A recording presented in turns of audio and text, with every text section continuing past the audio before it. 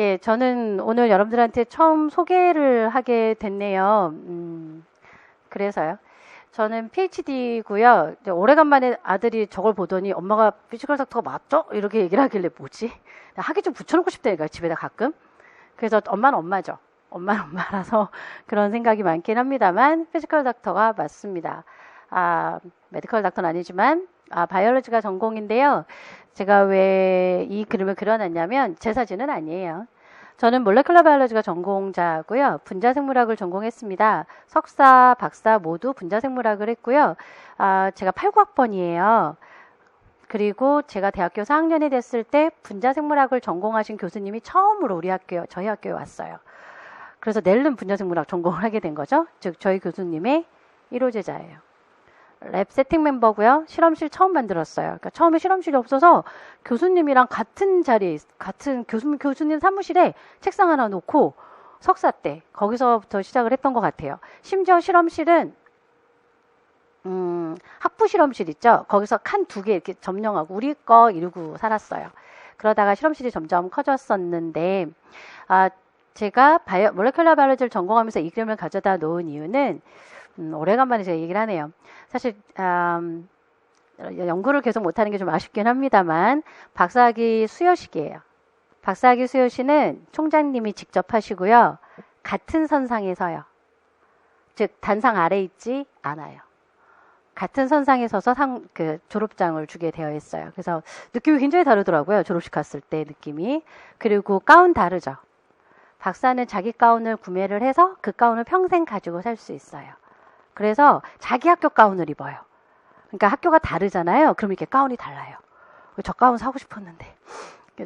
그날은 저는 대여만 했는데 사실 사고 싶었어요. 그래서 앞으로 계속 제가 이쪽 일을 계속 학교 공부를 하게 되면 대학에서 꼭 수여식 할 때 내 가운 입어야지 이런 생각이 좀 있었는데요. 그 꿈을 이루지 못했지만 그 꿈을 여러분들도 여러분들의 제자들이 다 끼워내기를 학위 수여식에 가면 느낌이 정말 달라요. 내가 이런 일을 해냈구나라는 생각도 좀 있고요. 또 주변에 많이 감사하기도 하고요. 이 박사학위를 7년 반 만에 땄어요. 석사는 중간에 아버님이 좀 힘드셔서 제가 3년을 하게 됐는데 원래 석사는 제대로 졸업을 했는데요. 박사를 꼬박 7년 반을 했고 한 교수님 밑에 있었어요. 그래서 제가 가끔 농담 삼아 전 뭘 하면 10년은 해 이런 얘기를 가끔 해요. 그래서 남편이랑 결혼할 때도 난 뭘 해도 10년은 해. 그래서 10년 같이 살 것 같아 일단. 그렇게 시작을 해보자 라고 했던 기억이 나는데 그래서 학원도 10년 이상은 다니는 편이에요. 별로 자주 옮기는 그런 스타일은 아니어서 여하튼 그래서 박사학위를 따면서 좀 고생을 많이 했어요. 제가 왜 이런 얘기를 할까요? 여러분들은 공감대를 형성하기가 좀 쉬울 것 같아서요. 온갖 일은 좀 다 해본 것 같아요. 생물 분야도 마찬가지인데요. 저는 분자 전공자이면서 이제 학위를 따려면 논문이 올라가야 되죠. 제가 왜 이렇게 자랑을 하는 건 아니고 요즘 학위 문제 하도 얘기가 많아가지고 진짜라고 얘기해드리냐고 가끔씩 펀메드에 제 이름을 쳐볼 때가 있어요. 저자명을 치면 펀메드는 매들라인 같이 이렇게 논문 검색을 하는 건데요. 그러니까 구글에만 제 이름을 해도 논문 첫 글자만 써도 제 이름이 나와요. 가끔 이거 쳐다볼 때마다 그런 생각이 좀 들죠. 계속 리서치를 했어야 되는데. 그러니까 리서치하는 사람, 연구하는 사람들은 그게 매력이에요. 왜냐하면 제 손주도 볼 수 있으니까. 할머니 이름을 딱 치면 논문이 나오는 거예요. 그래서 이 매력으로 연구를 하지 싶더라고요, 사람들이. 제 박사학위 논문 중에 하나였고요. 저는 가스트릭이라는 말이 좀 보이세요? 가스트릭은 위라거든요. 그래서 위하고 캔서라는 말이 보일 거예요. 제가 위암과 간암으로 마지막 학위를 땄어요. 박사를 7년 반을 하게 된 배경은 좀 고민이 되는 일이 많았죠. 제가 뭘 얘기하려고 이러냐면 제가 원래는 가스트릭을 했어요. 그러니까 위암 간암으로 마지막으로 논문을 땄었는데 중간에 보면 플랜 사이언스라고 되게 논문지 이름인데요. 식물 얘기가 들어가요. 그리고 여기도 플랜 바이올로지, 그러니까 전 논문지 이름이거든요. 갑자기 식물 얘기가 나오죠. 왜냐하면 제가 석사는 마늘로 했거든요. 그래서 그러니까 전공이 분자생물학인데 이제 연구 대상이 마늘이었어요. 그래서 지금도 마늘 안 먹어요. 생마늘은 진짜 안 먹어요. 그러니까 어쩌다 국에 넣는 건 어쩔 수가 없는데 하도 한이 맺혀서 제가 석사를 하고 바로 박사를 이어갔던 이유는 석사 때 조금 잘 풀렸어요. 그래서 빨리 해야지 학위를 그런 생각에 그냥 이어서 가려고 그때부터 슬럼프로 들어가는데 정신을 못 차리겠더라고요. 그래서 사실은 2년을 다 끊었어요. 학회를 안 나가기 시작을 하는 거죠. 근데 그러시면 안 돼요. 저 여러분들도 가끔 그런 얘기 하는데 공부한다고 이렇게 숨고 그러지 마세요. 그럴 필요도 없고요. 근데 그러면 인맥이 다 끊어져요. 진짜 끊어져요. 그러니까 내가 찾지 않으면 아무도 안 찾아요. 그게 그렇더라고. 근데 인맥이라는 건 다른 게 아니에요. 정보예요. 앞으로 제가 어떤 일을 하고자 할 때 주변 사람들이 도와주고 싶은 건데 그 도움을 받을 수 없는 거거든요. 그 도움은 정보라고 하는 거예요. 사실은 물질적으로 도와주는 것보다 그게 기회를 주는 게 굉장히 중요한 거예요. 근데 그게 없어지더라고요. 나중에 가서. 그래서 굉장히 후회했던. 제가 한 2년 동안 잠수를 탔거든요. 그리고 제가 전국구예요. 사실은 좀 활달한 편이라 원래는 굉장히 소심한 편인데 겉으로 보기엔 되게 활당해. 그런 이면성을 좀 가지고 있는데 그래서 전국의 식물 분자생물 연구하시는 분들이 그때 막 태동기라 국내에서는 저희 교수님을 비롯해서 서울대 홍주범 교수님 이미 다 은퇴를 하셨는데요. 그리고 포항공대 두 분이나 계셔요. 그리고 연세대도 두 분이나 계시고 교수님들이 그때는 식물 분자생물학을 많이 하셨어요. 그러니까 분자생물학 태동기 때 식물을 베이스로 하시는 분들이 좀 많이 있으셨어요. 왜냐하면 동물 쪽은 주로 세포를 전공하셨거든요. 분자생물학 쪽이 아니라 그래서 식물 쪽을 시작을 했었다는 거죠. 그래서 마늘을 들어갔다가 마늘로 백 라이브러리라고 하는 전 가스트릭이 아니라 갈릭이에요. 갈릭이 마늘이에요. 갈릭 소스 막 이러잖아요. 그래서 마늘로 백 라이브러리를 만드는 일을 했는데요. 그러니까 이거는 이제 도서관이에요. 유전자 도서관인데 아무튼 유전자를 갖고 다루기 시작을 했던 거죠. 제가 마늘 연구의 핵심은 이런 거였어요. 여러분들 마늘은 이거 시험 문제 나올 수 있어요. 마늘은 씨앗이 없어요. 마늘은 현재 씨앗이 없어요. 마늘은 이집트 때부터 농사를 질 때부터 사람들이 마늘 여러분들이 드시는 그 마늘은 줄기예요. 인경이라고 한다 한자로는. 그래서 줄기를 이렇게 6종 마늘 그러면 6개가 생기는 거거든요. 마늘 한 개체에. 그러면 그 6개를 뜯어갖고 심었던 거예요. 그러면 줄기에서 식물 전체가 생긴 거죠. 이런 것을 영양번식이라고 하는데 이러한 영양번식으로 마늘이 오랫동안 키워오다 보니까 종자가 없어졌어요. 그러니까 씨앗을 맺는 능력이 사라졌어요. 그런데 앞으로도 계속 못 만들 것 같아요. 왜냐하면 제가 그 연구를 하다 중단했거든요. 그리고 아무도 그 연구를 안 하네. 제가 그거 하려고 그랬어요.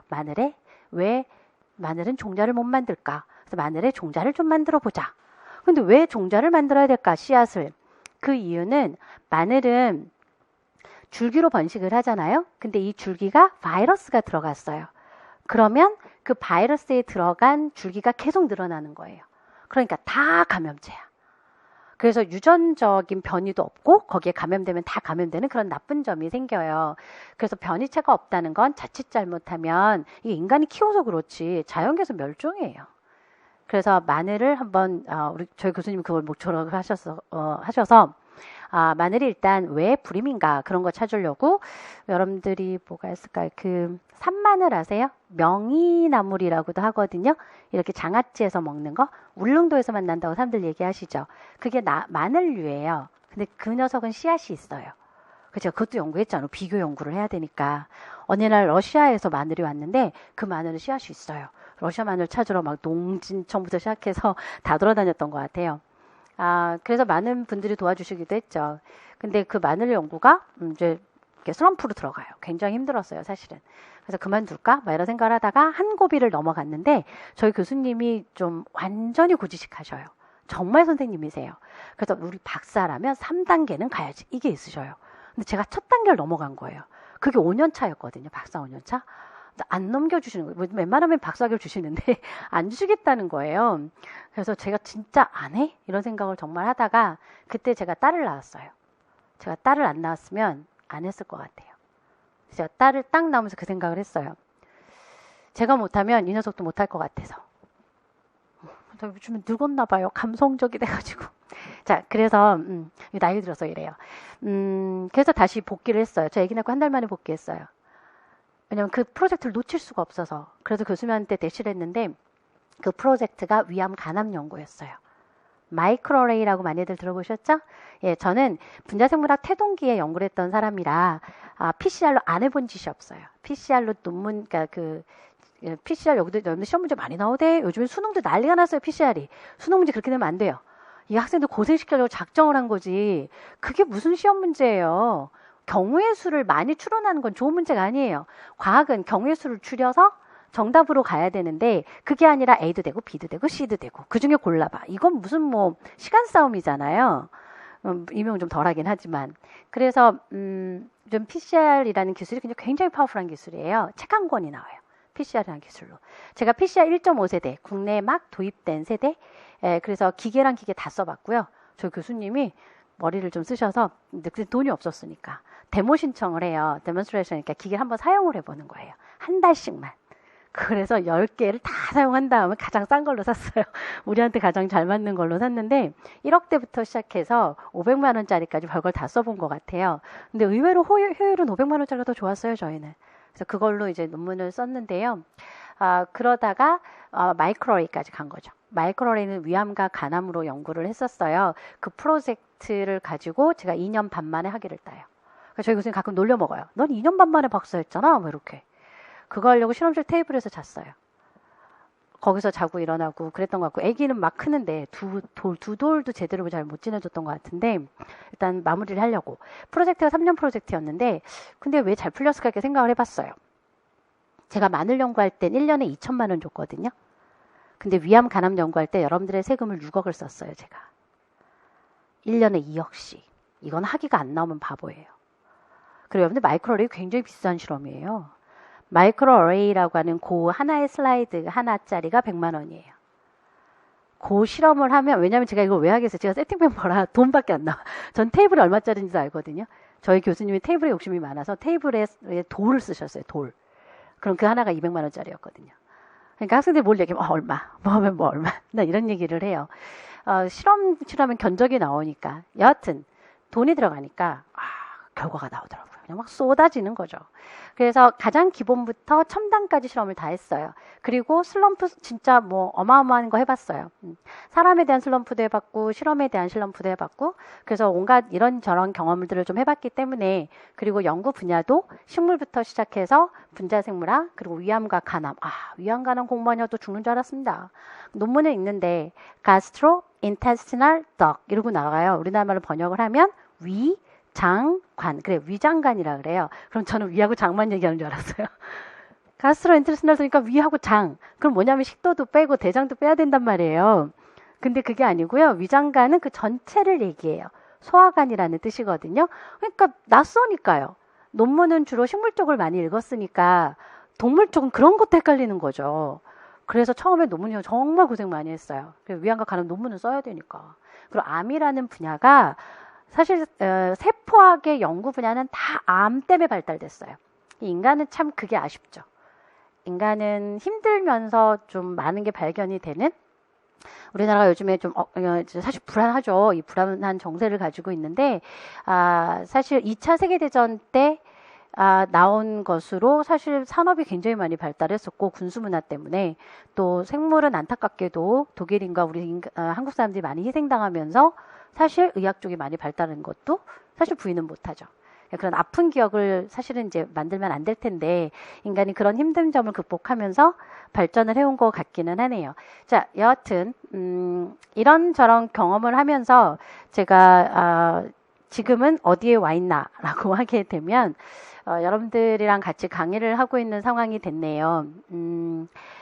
제가 강의를 시작한 건 진짜 이 마이크를 20년 만에 잡아보는데요. 99년이었어요. 박사 1년차 때였고요. 예, 의원의 교수님 아시는 분이 이제 제 사정을 제가 워낙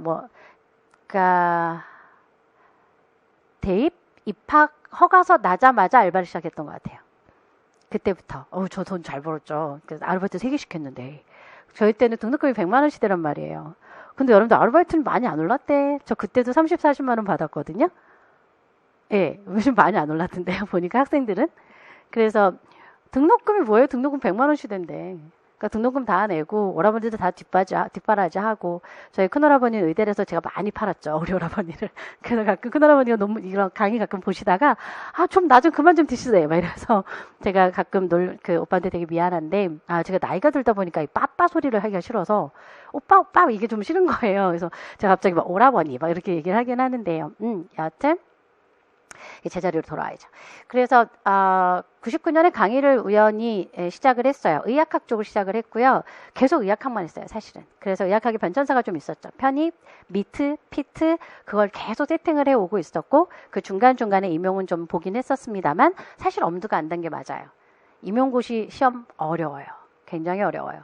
그러니까 몇 개는 제가 식물 전공이라 좀 더 접근성이 있는 게 있고 분자생물 전공이니까 분자생물 문제 많이 나오니까요.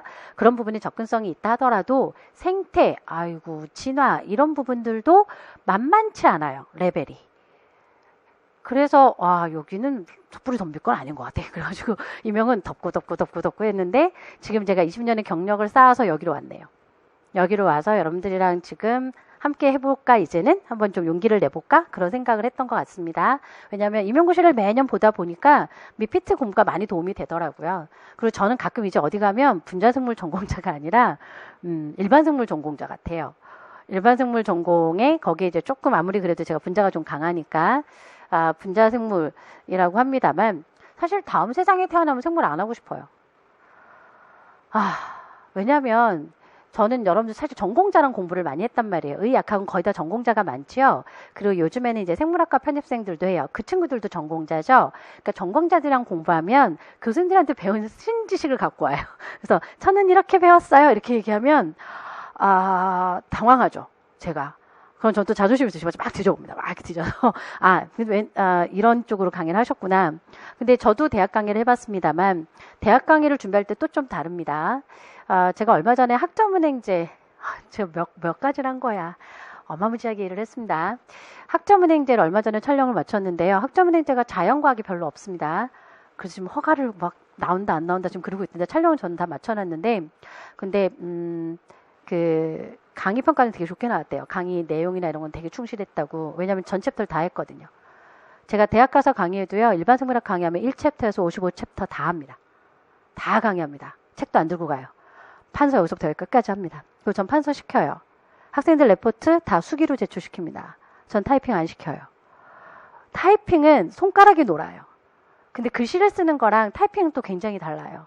그냥 디글리를 흩어져 있어서 그거는 내용이 암기가 안 돼요. 근데 손으로 괴롭혀야 머릿속에 많이 들어가는 건 맞거든요. 그래서 손으로 다 쓰게 해요. 그림은 붙여도 되는데. 악당 중에 하나죠. 그래서 학생들한테 항상 얘기하는데 대신 저는 많이 도와드리긴 해요. 막 시험 문제도 50문제씩 내고요. 문제 많이 드려요. 그리고 주관식도 내고 객관식도 내요. 왜냐하면 객관식은 틀리면 방법이 없거든요. 점수를 드릴 수가 없어. 그 주관식 쓰면 그 편지 좀 쓰지 마요. 다 편지 써요. 선생님 제가 열심히 하려고 했는데 그래서 제발 제가 부탁하죠. 편지 쓰지 말라고. 그렇긴 하는데 주관식으로도 기회를 좀 줘야죠. 그렇게 대학 강의를 좀 하다가요. 주로 김영에서 강의를 하고 있었고 잠깐 메가로 갔다가 다시 김영의 중간에 겸임을 하고 있으며 그리고 제가 여러분들한테 왜 공부는 습관이라는 표현을 썼냐면 제가 좀 새로운 걸 계속 도전을 좀 하는 편이에요. 그래서 올해 20년 강의차 되면서 제가 이제 임용을 도전을 하게 됐는데 그 중간에 정말 공부는 습관이구나 라는 생각이 좀 있었어요. 근데 학습은 본능이란 말도 썼죠? 여러분들 나중에 학생들한테 한번 써먹으세요.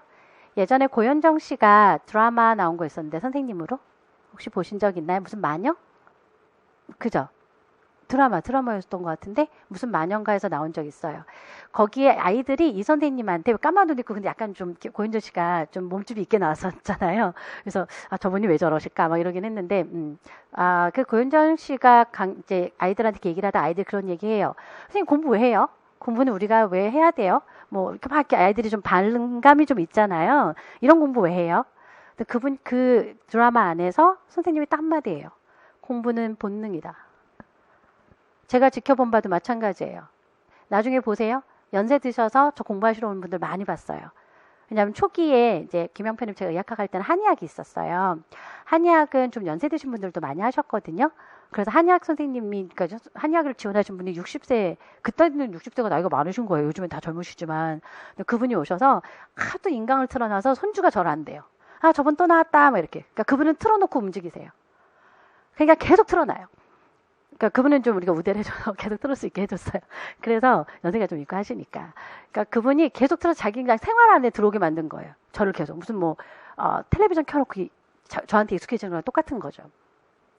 그래서 그런 분들도 있었는데요. 그런 분들 제가 보면서 항상 그 생각을 했어요. 왜 인간은 한참 나이가 들어면 뭐 배운다고 저러지? 나중에 지나서도. 본능이에요.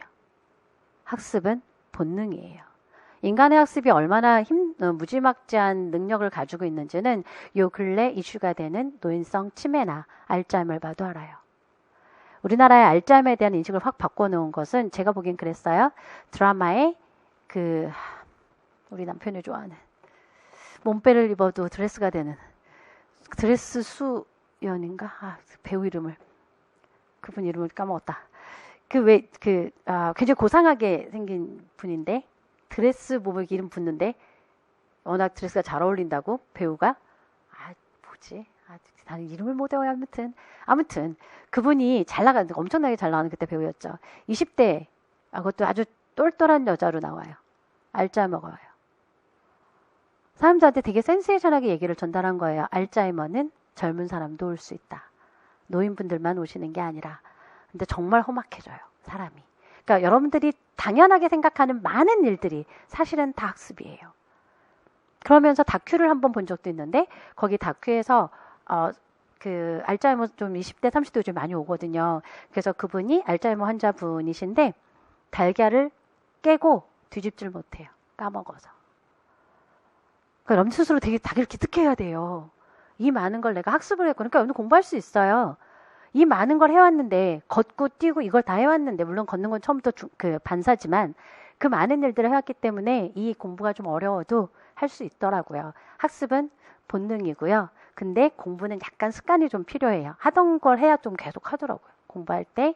그래서 제가 근래에 논문을 좀 못 봤죠, 사실은. 그래서 논문을 좀 많이 접고 있었는데 책 보기도 바빴거든요. 근데 제가 전공 구술 면접이라는 걸 해요. 의대 전공 구술 면접은 좀 험악해요. 가톨릭 의대라던가 차의과대 의대라던가 이런 의대들은 논문을 발췌해서 문제를 내요. 그래서 갑자기 이 강의를 제가 맡는 바람에 논문 공부를 오래간만에 머리 터지는 줄 알았습니다. 근데 논문 아직도 물론 띄엄띄엄 있는데요. 예, 그래서 논문도 이것도 또 보니까 볼 수 있네? 뭐 이런 생각이 좀 들더라고요. 그래서 공부는 약간 습관화하시는 것이 좋습니다. 여러분들은 주관식을 습관화하시는 게 좋습니다.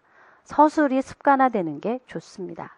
그 서술형 시험 문제도 대비가 되지만 또 하나는 글로 못 쓰면 말로 못합니다. 그게 여러분들이 오해예요. 뭐냐면 면접 대비를 하실 때 대부분 말만 갖고 자꾸 연습을 하시거든요. 그거 안 늘어요. 원고를 쓰셔야 돼요. 원고를. 그러니까 원고를 쓰면 보여요. 첨삭을 할 수가 있어요. 나중에 자기가 읽어보면 이상하거든요. 그런데 말은 첨삭이 잘 안 돼요. 자기 습관 정말 고치기 힘들어요. 그래서 대본을 외우는 거예요. 주관식의 대본을 외워서 그게 말로 나와야 돼요. 그래서 물론 말하는 거랑 쓰는 거랑 되게 다를 것 같죠. 근데 제 생각에 책으로 나왔어 얼마 전에. 저는 책 소개 이제 앱 프로그램이 하나 있어서 항상 거기서 책 소개를 받게 되는데 책그림이라는 거 있어요. 되게 책 소개를 진짜 잘해요. 나중에 한번 참고해 보세요. 그러니까 책 설명을 너무 잘해. 그래서 가끔 감동스럽게 보는데 거기서 한 책에서도 그런 얘기를 하더라고요. 말을 잘하려면 글을 잘 써야 된다. 라는 얘기를 하더라고요. 그래서 서술형은 매일매일 연습하세요. 저랑 수업하시면 매일매일 하게 되어 있어요. 매 수업마다 할 거예요. 그리고 오늘 제가 하는 거 보세요. 제가 칠판에 문장을 써요. 또박또박 단어를 쓰는 게 아니라 문장을 써요. 왜냐하면 편입 쪽도 주관식이 많거든요. 어느 날 학생이 저한테 그런 얘기를 하는 거예요. 선생님 집에 가니까 X가 뭐뭐 없어라고 X를 했는데 그게 기호 X가 되는 거예요. 이 X가. 그래서 제가 아차 싶었어요. 그래서 그 친구 때문에 제가 그때부터 문장으로 썼던 것 같아요. 그리고 X를 잘 안 써요. 없음 이렇게 써요. 있음 이렇게 써요. 근데 그게 그걸 하다 보니까요. 어느 날 제가 주관식을 금방금방 쓰는 거예요. 저 오늘 주관식부터 바로 답안지 쓸 거예요. 그게 되는지 한번 보세요. 그러니까 여러분들도 그거 할 수 있어요. 습관화 하시는 게 필요할 것 같고요. 제가 우연히 또 평생교육사를 딸 기회가 좀 있었네요. 이건 다른 거 아니고요. 사실은 대학을 입학하고 나서 생물학과로 들어가게 되면 교육 전공을 해보라고 많이들 얘기하셔요. 이수 많이 하죠. 전 그때 되게 좀 사람이 고지식해가지고요. 선생님은 하늘이에요, 저한테. 저는 선생님이 화장실 가는 걸 중학교 2학년 때 알았어요. 말도 안 되죠. 저는 선생님이 그렇게 높은 사람이었어요. 그렇게 교육을 받았던 시대이기도 하고 군사불체잖아요. 예, 스승은 그림자도 안 밟아야 돼. 그랬던 분이래요. 그랬던 제가 화장실 청소를 맡았거든요. 근데 여자 선생님도 화장실 청소를 맡는데 선생님이 들어오시는 거예요. 그래서 선생님도 화장실을 가는구나.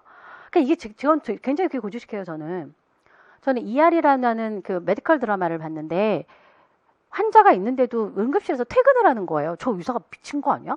환자들이 있는데 어떻게 퇴근을 해? 그 생각을 갖던 사람이 제가. 의사한 사람 아니에요? 그러니까 선생님도 그랬단 말이에요, 저는.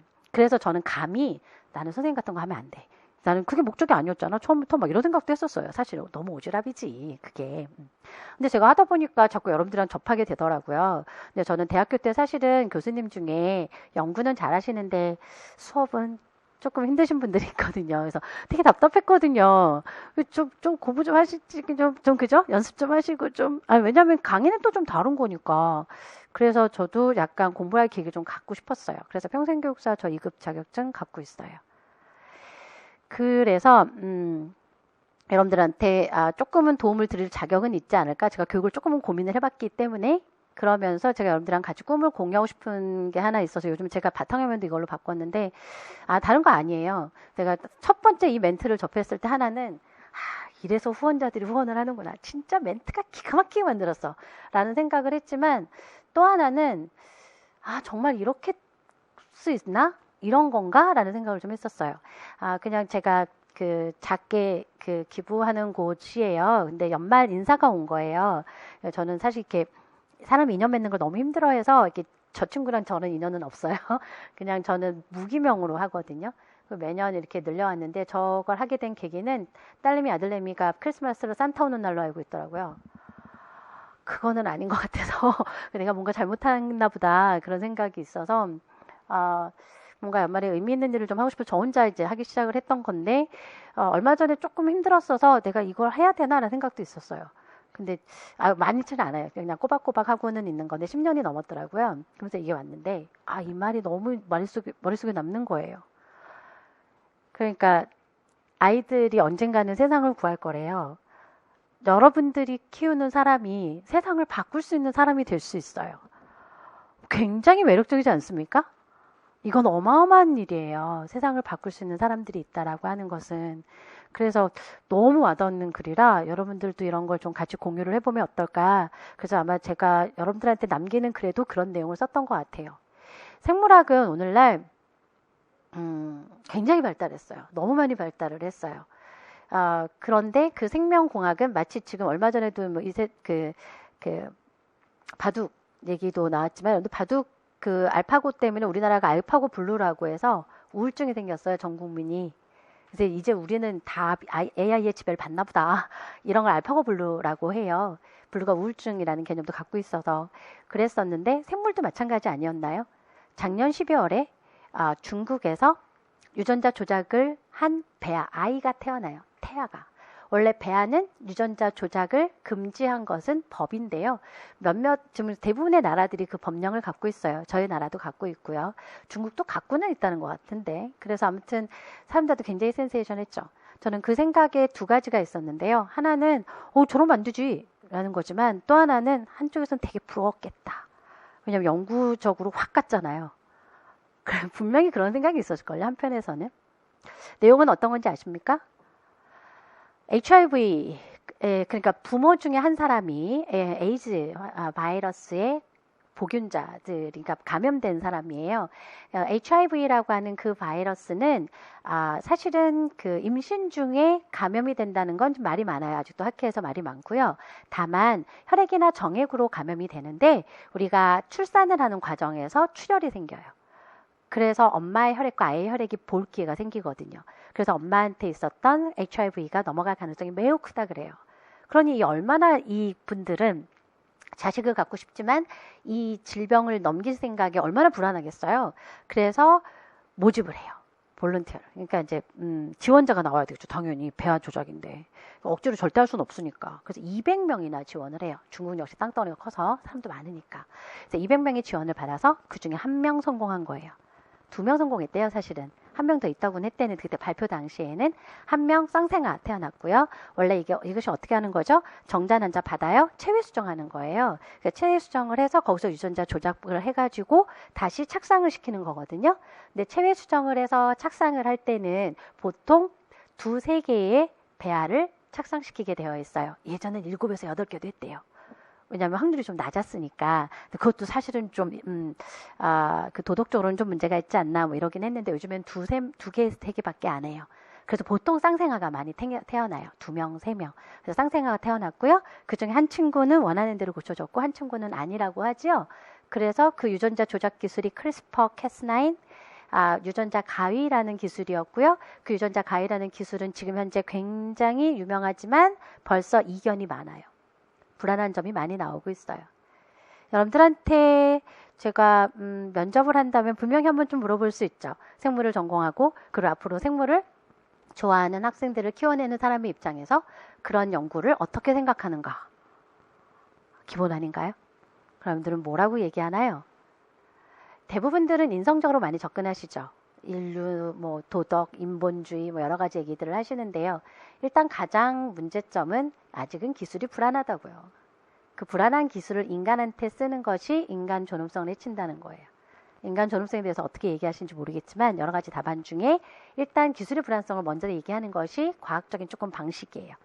그러니까 윤리적으로만 너무 가지 마시고 우리는 그 기술이 과연 되는 기술인가 그런 걸 보는 눈을 만들어 주셔야 돼요.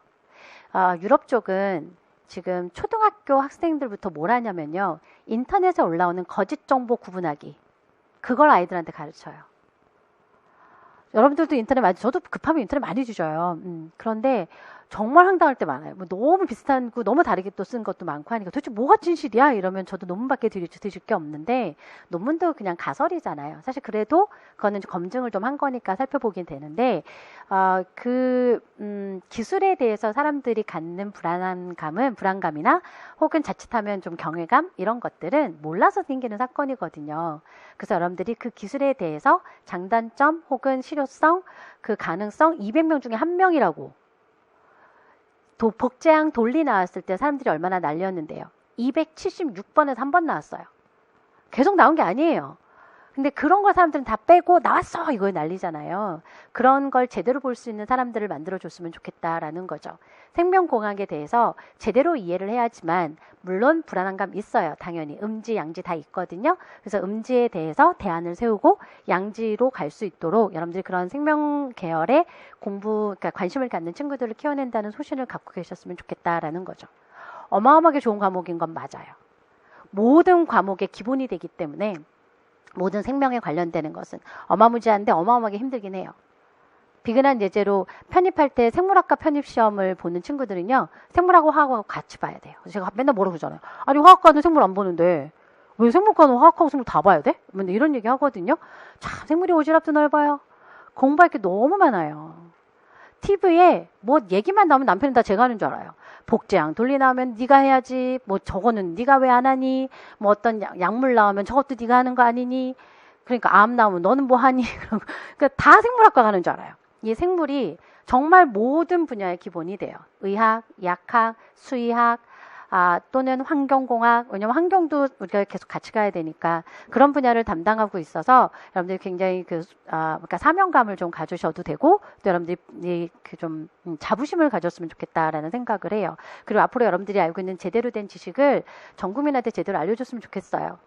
크리스퍼 캐스9 유전자 가위 나왔을 때 저 EBS 강의 듣고 기절하는 줄 알았어요. EBS에 그것도 나온 강연자가 뭐라 그랬냐면 자 앞으로 세상은 이렇게 변할 수도 있어요.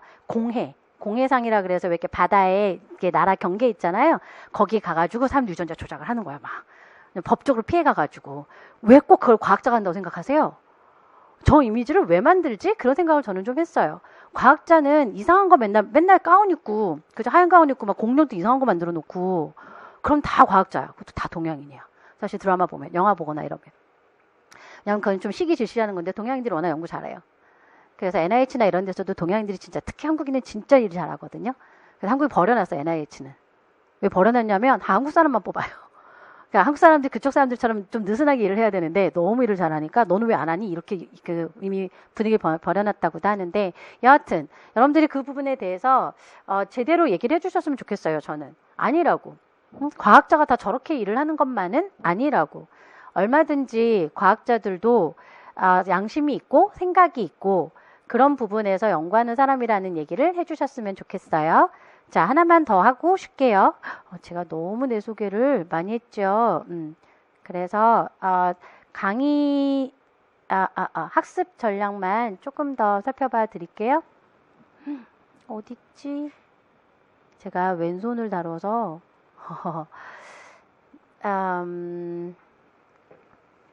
기출을 저는 이렇게 분석을 해봤어요. 문항별로 대분류 그러면 생물학은 일반 생물학 책이 약 50챕터가 넘거든요. 하지만 크게 분류를 하면 주로 앞쪽은 세포 부분이 나와요. 세포 수준에서 생명 현상을 살펴보는 것을 세포 분야라고 하거든요. 그래서 세포가 죽고 사는 것도 있고요. 그래서 이건 소 분류고요. 실제 구체적인 예제가 나와 있고 난이도라고 얘기를 제가 한 건 사실 난이도는 저는 이제부터 좀 안 쓰려고. 왜냐면요. 모든 시험은 보는 사람한테 다 어려워요. 세상에 쉬운 문제가 어디 있어요. 그러니까 제가 가끔 지나가다 학생들 이렇게 시험 보면 이렇게 뺏어서 보거든요. 저는 중간에. 그렇게 딱 보면 이거 이상해. 보면 실수. 이거 진짜 많이 들어요. 실수. 그렇게 되거든요. 그렇게 되면 그게 어려운 거죠. 어떻게 그게 쉬운 거야. 그래서 제가 여러분들한테 난이도는 이렇게 했어요. 일반 생물학으로 풀 수 있는 거, 전공 지식이 필요한 거. 그래서 일반 생물이 필요한 건 1로 표시했고 전공 지식이 필요한 건 심화라고 표시를 해본 거예요. 그래서 심화죠. 심화가 좀 여러 개가 늘어났더라고요. 일반도 많지만. 그리고 기입형은 A, B, C, D 그러니까 단답형 주관식을 기입형이라고 썼고요. 서술을 해야 되는 경우는 서술로 묘사를 해봤습니다. 그러니까 이거는 여러분들이 전체 참고로 보시면 될 텐데 저는 이걸 어떻게 또 분석하는 걸 좋아하냐면 입체적으로 이렇게 분석하는 걸 좋아합니다.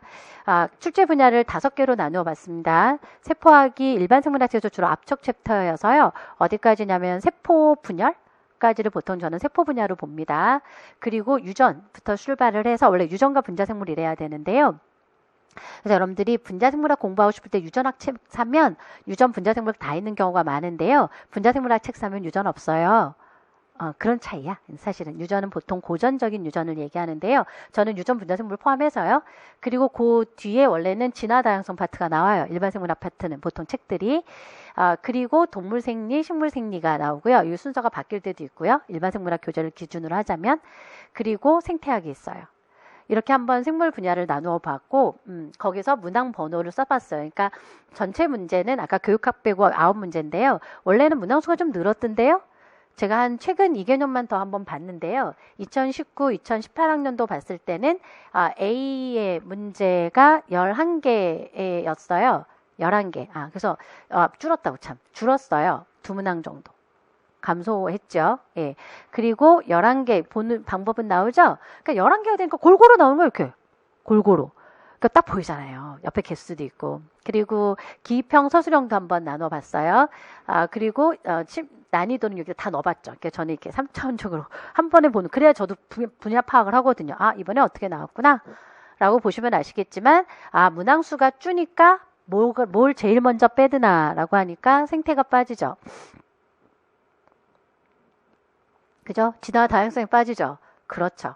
그러니까 문항수가 줄면 이 둘이 빠져요. 그래서 저도 보통 이거를 특강 쪽으로 뺄 수밖에 없고요. 이 분야는 아주 심화돼서 나오지는 않는 편이거든요. 그리고 분자생물, 세포학, 동물생리가 많이 나와요. 식물도 꼬박꼬박 나오는 게 임용의 특징인데요. 저는 가끔 예전에 임용 보시고 때 깜짝 놀랐어요. 식물을 너무 많이 내서. 식물의 형태 부분은 진짜 어렵더라고요. 왜냐면 제가 식물 전공을 그러니까 분자생물학 전공인데 식물 쪽을 한동안 공부를 많이 했었잖아요. 그래서 제가 식물 공부를 좀 해봤는데, 이거 일반 분들이 어렵거든요. 그래서 저 이쪽 전공 하신 분들, 이제 강의하시는 분들도 많이 아는데, 그래서 B 이쪽에 계신 분, 그분도 식물 분자생물 전공이라 아마 식물 쪽을 좀 잘 하실걸요. 그래서 식물이 꼬박꼬박 있는 게 좀 신기했고, 그 다음에 문항 비율은 거의 비슷하죠. 이렇게 보니까 3차원적으로 좀 보이죠. 그러니까 나는 세포, 분자생물, 동물생리를 좀 많이 해야 되는구나. 그리고 그 다음에 식물생리, 그 다음에 진화 다양성이나 생태, 이게 이제 순서가 나오는 거죠. 이렇게 여러분들 공부를 해야 될 순서가 나오고 거기에 누가 더 심화가 많은지 보세요. 심화는 지금 보면 그러니까 식물생리는 그래도 가끔 일반 생물학계 좀 나오는데 여기는 꼭 심화가 들어가잖아요. 그러니까 이 분야는 내가 깊게 공부해야 되는구나. 전공서적 하나 정도는 봐야 되겠구나. 공부에 대안이 나오잖아요. 분석해야 대안이 나와요. 분석을 해야. 그러니까 여러분들도 이런 거 해야 된다고요. 물론 제가 열심히 다 시간 나는 대로 다 한번 해볼까 하는데요. 이렇게 해서 여러분들이랑 같이 파악을 해본 결과는 A형은 문항수가 앞으로 계속 줄려나 오히려 이게 B로 갔죠. B가 문항수가 늘었더라고요. 그래서 순서만 바꿨더라고요. 무슨 조사모사도 아니고 그죠? 근데 아무튼 그리고 서술형이 좀 늘었어요. A형에. A형 원래 서술형 별로 없었는데 그리고 분야가 좀 편중될 수밖에 없는 건 문항수가 적어서 그렇고요. 그럼 B 한번 볼까요? B가 문항수가 늘었죠. 11개로. 제가 이 교육 쪽은 올해까지는 제가 힘들 것 같고요. 제가 한 1년 정도 공부 한번 해볼게요. 제가 교육하고 손 놓은 지가 너무 오래돼가지고 평생교육사 하면서 교육을 공부하긴 했거든요. 근데 저는 사실은 교육 프로그램 짜는 걸 되게 좋아해서 프로그램 되게 좋아요. 교육 프로그램 짜는 거. 여러분들은 나중에 여러분들은 평생교육사 따실 기회가 충분히 주어져요. 교직으로 들어가시면 왜냐면 제가 교정 세미나 많이 했거든.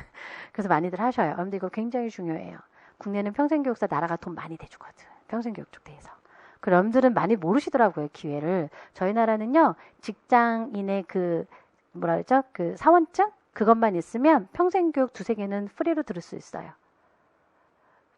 동부, 서부마다 다 있어요. 큰 평생교육센터가 있어요, 나라에서 하는. 거기 가면, 여러분들 기본적으로 들으시면 요리 수업부터 시작해 자기가 하고 싶은 거 있죠? 그거 프리로 다 받을 수 있어요. 이제 평생교육의 시대예요. 예, 그리고 예전에는 원래 교육이라는 단어가 학습이라는 말과 이건 나중에 한번 할게요. 원래 학습이 시작적인 말이었는데 학습이 동물한테 쓰는 표현 같아서 사람들이 교육이란 말로 바꾼 거예요. 근데 요즘엔 다시 학습으로 돌아갔어요. 왜냐하면 학습이라는 말의 시작이 그거잖아. 종치고 밥 주고 종치고 밥 주고 종치고 침 흘리고. 그래서 그 조건 반사를 연상학습이라고 하거든요. 그거를 학습이라고 처음에 이름을 붙이다 보니까 러닝이라는 단어를 동물학자들이 붙였단 말이에요. 근데 사람한테 그런 말을 쓰고 되게 기분 나쁜 거죠. 그래서 education이라는 교육이라는 단어를 만들었는데요. 요 근래 평생학습 시기로 넘어가면서 다시 학습이란 말을 쓰고 있어요. 라고 배웠어요. 제가 평생교육사 수업 들을 때. 참 신기하죠. 사람의 인연은 비슷한 사람을 만나나 봐요. 그 수업 받으러 갔을 때도 지도 교수님이 저희 교수님이랑 완전 판박인 줄 알았어요. 저는. 그래서 나는 이런 분들이랑 코드가 맞나? 가끔 그런 생각이 들긴 했는데 여하튼 그래서 제가 올해는 제가 이걸 못할 것 같고요. 나중에 한번 공부 좀 해볼게요. 여하튼 돌아가서 총 8문항이에요. 문항수가 좀 늘었고 3문항 늘었네요. 기입형이 들어왔어요. 원래 제가 알기로는 B는 다 어떻게 될까요? 예, B죠? B는 다 서술형이었단 말이에요. 이렇게 기입형이 없었어요. 최근 제가 2년만 더 봐도, 최근 3개년을 봐도. 그런데 문항수가 늘어나니까 기입형이 늘어난 거죠. 네, 그래서 기입형이 여러분들 좋을 것 같죠? 안 그렇다니까요? 기입형은 모르면 못 써요. 단어를. 서술은 그래도 언저리라도 좀 말을 써볼 텐데, 물론 그것도 점수 나빠져요. 그러니까 뭐냐면 정확한 답이 아니고 유사한 답을 쓸 땐 짧게 쓰시는 거예요. 그거 길게 쓰면 그것도 사기죄야. 점수 깎여요. 원래 채점하실 때 그런데? 그래서 그 삼성도 오답 쓰면 점수 깎잖아요. 삼성 입학시험이라고 그래야 돼? 입사시험은요, 마이너스가 있어요. 그래서 오답을 쓰면 점수를 깎아요.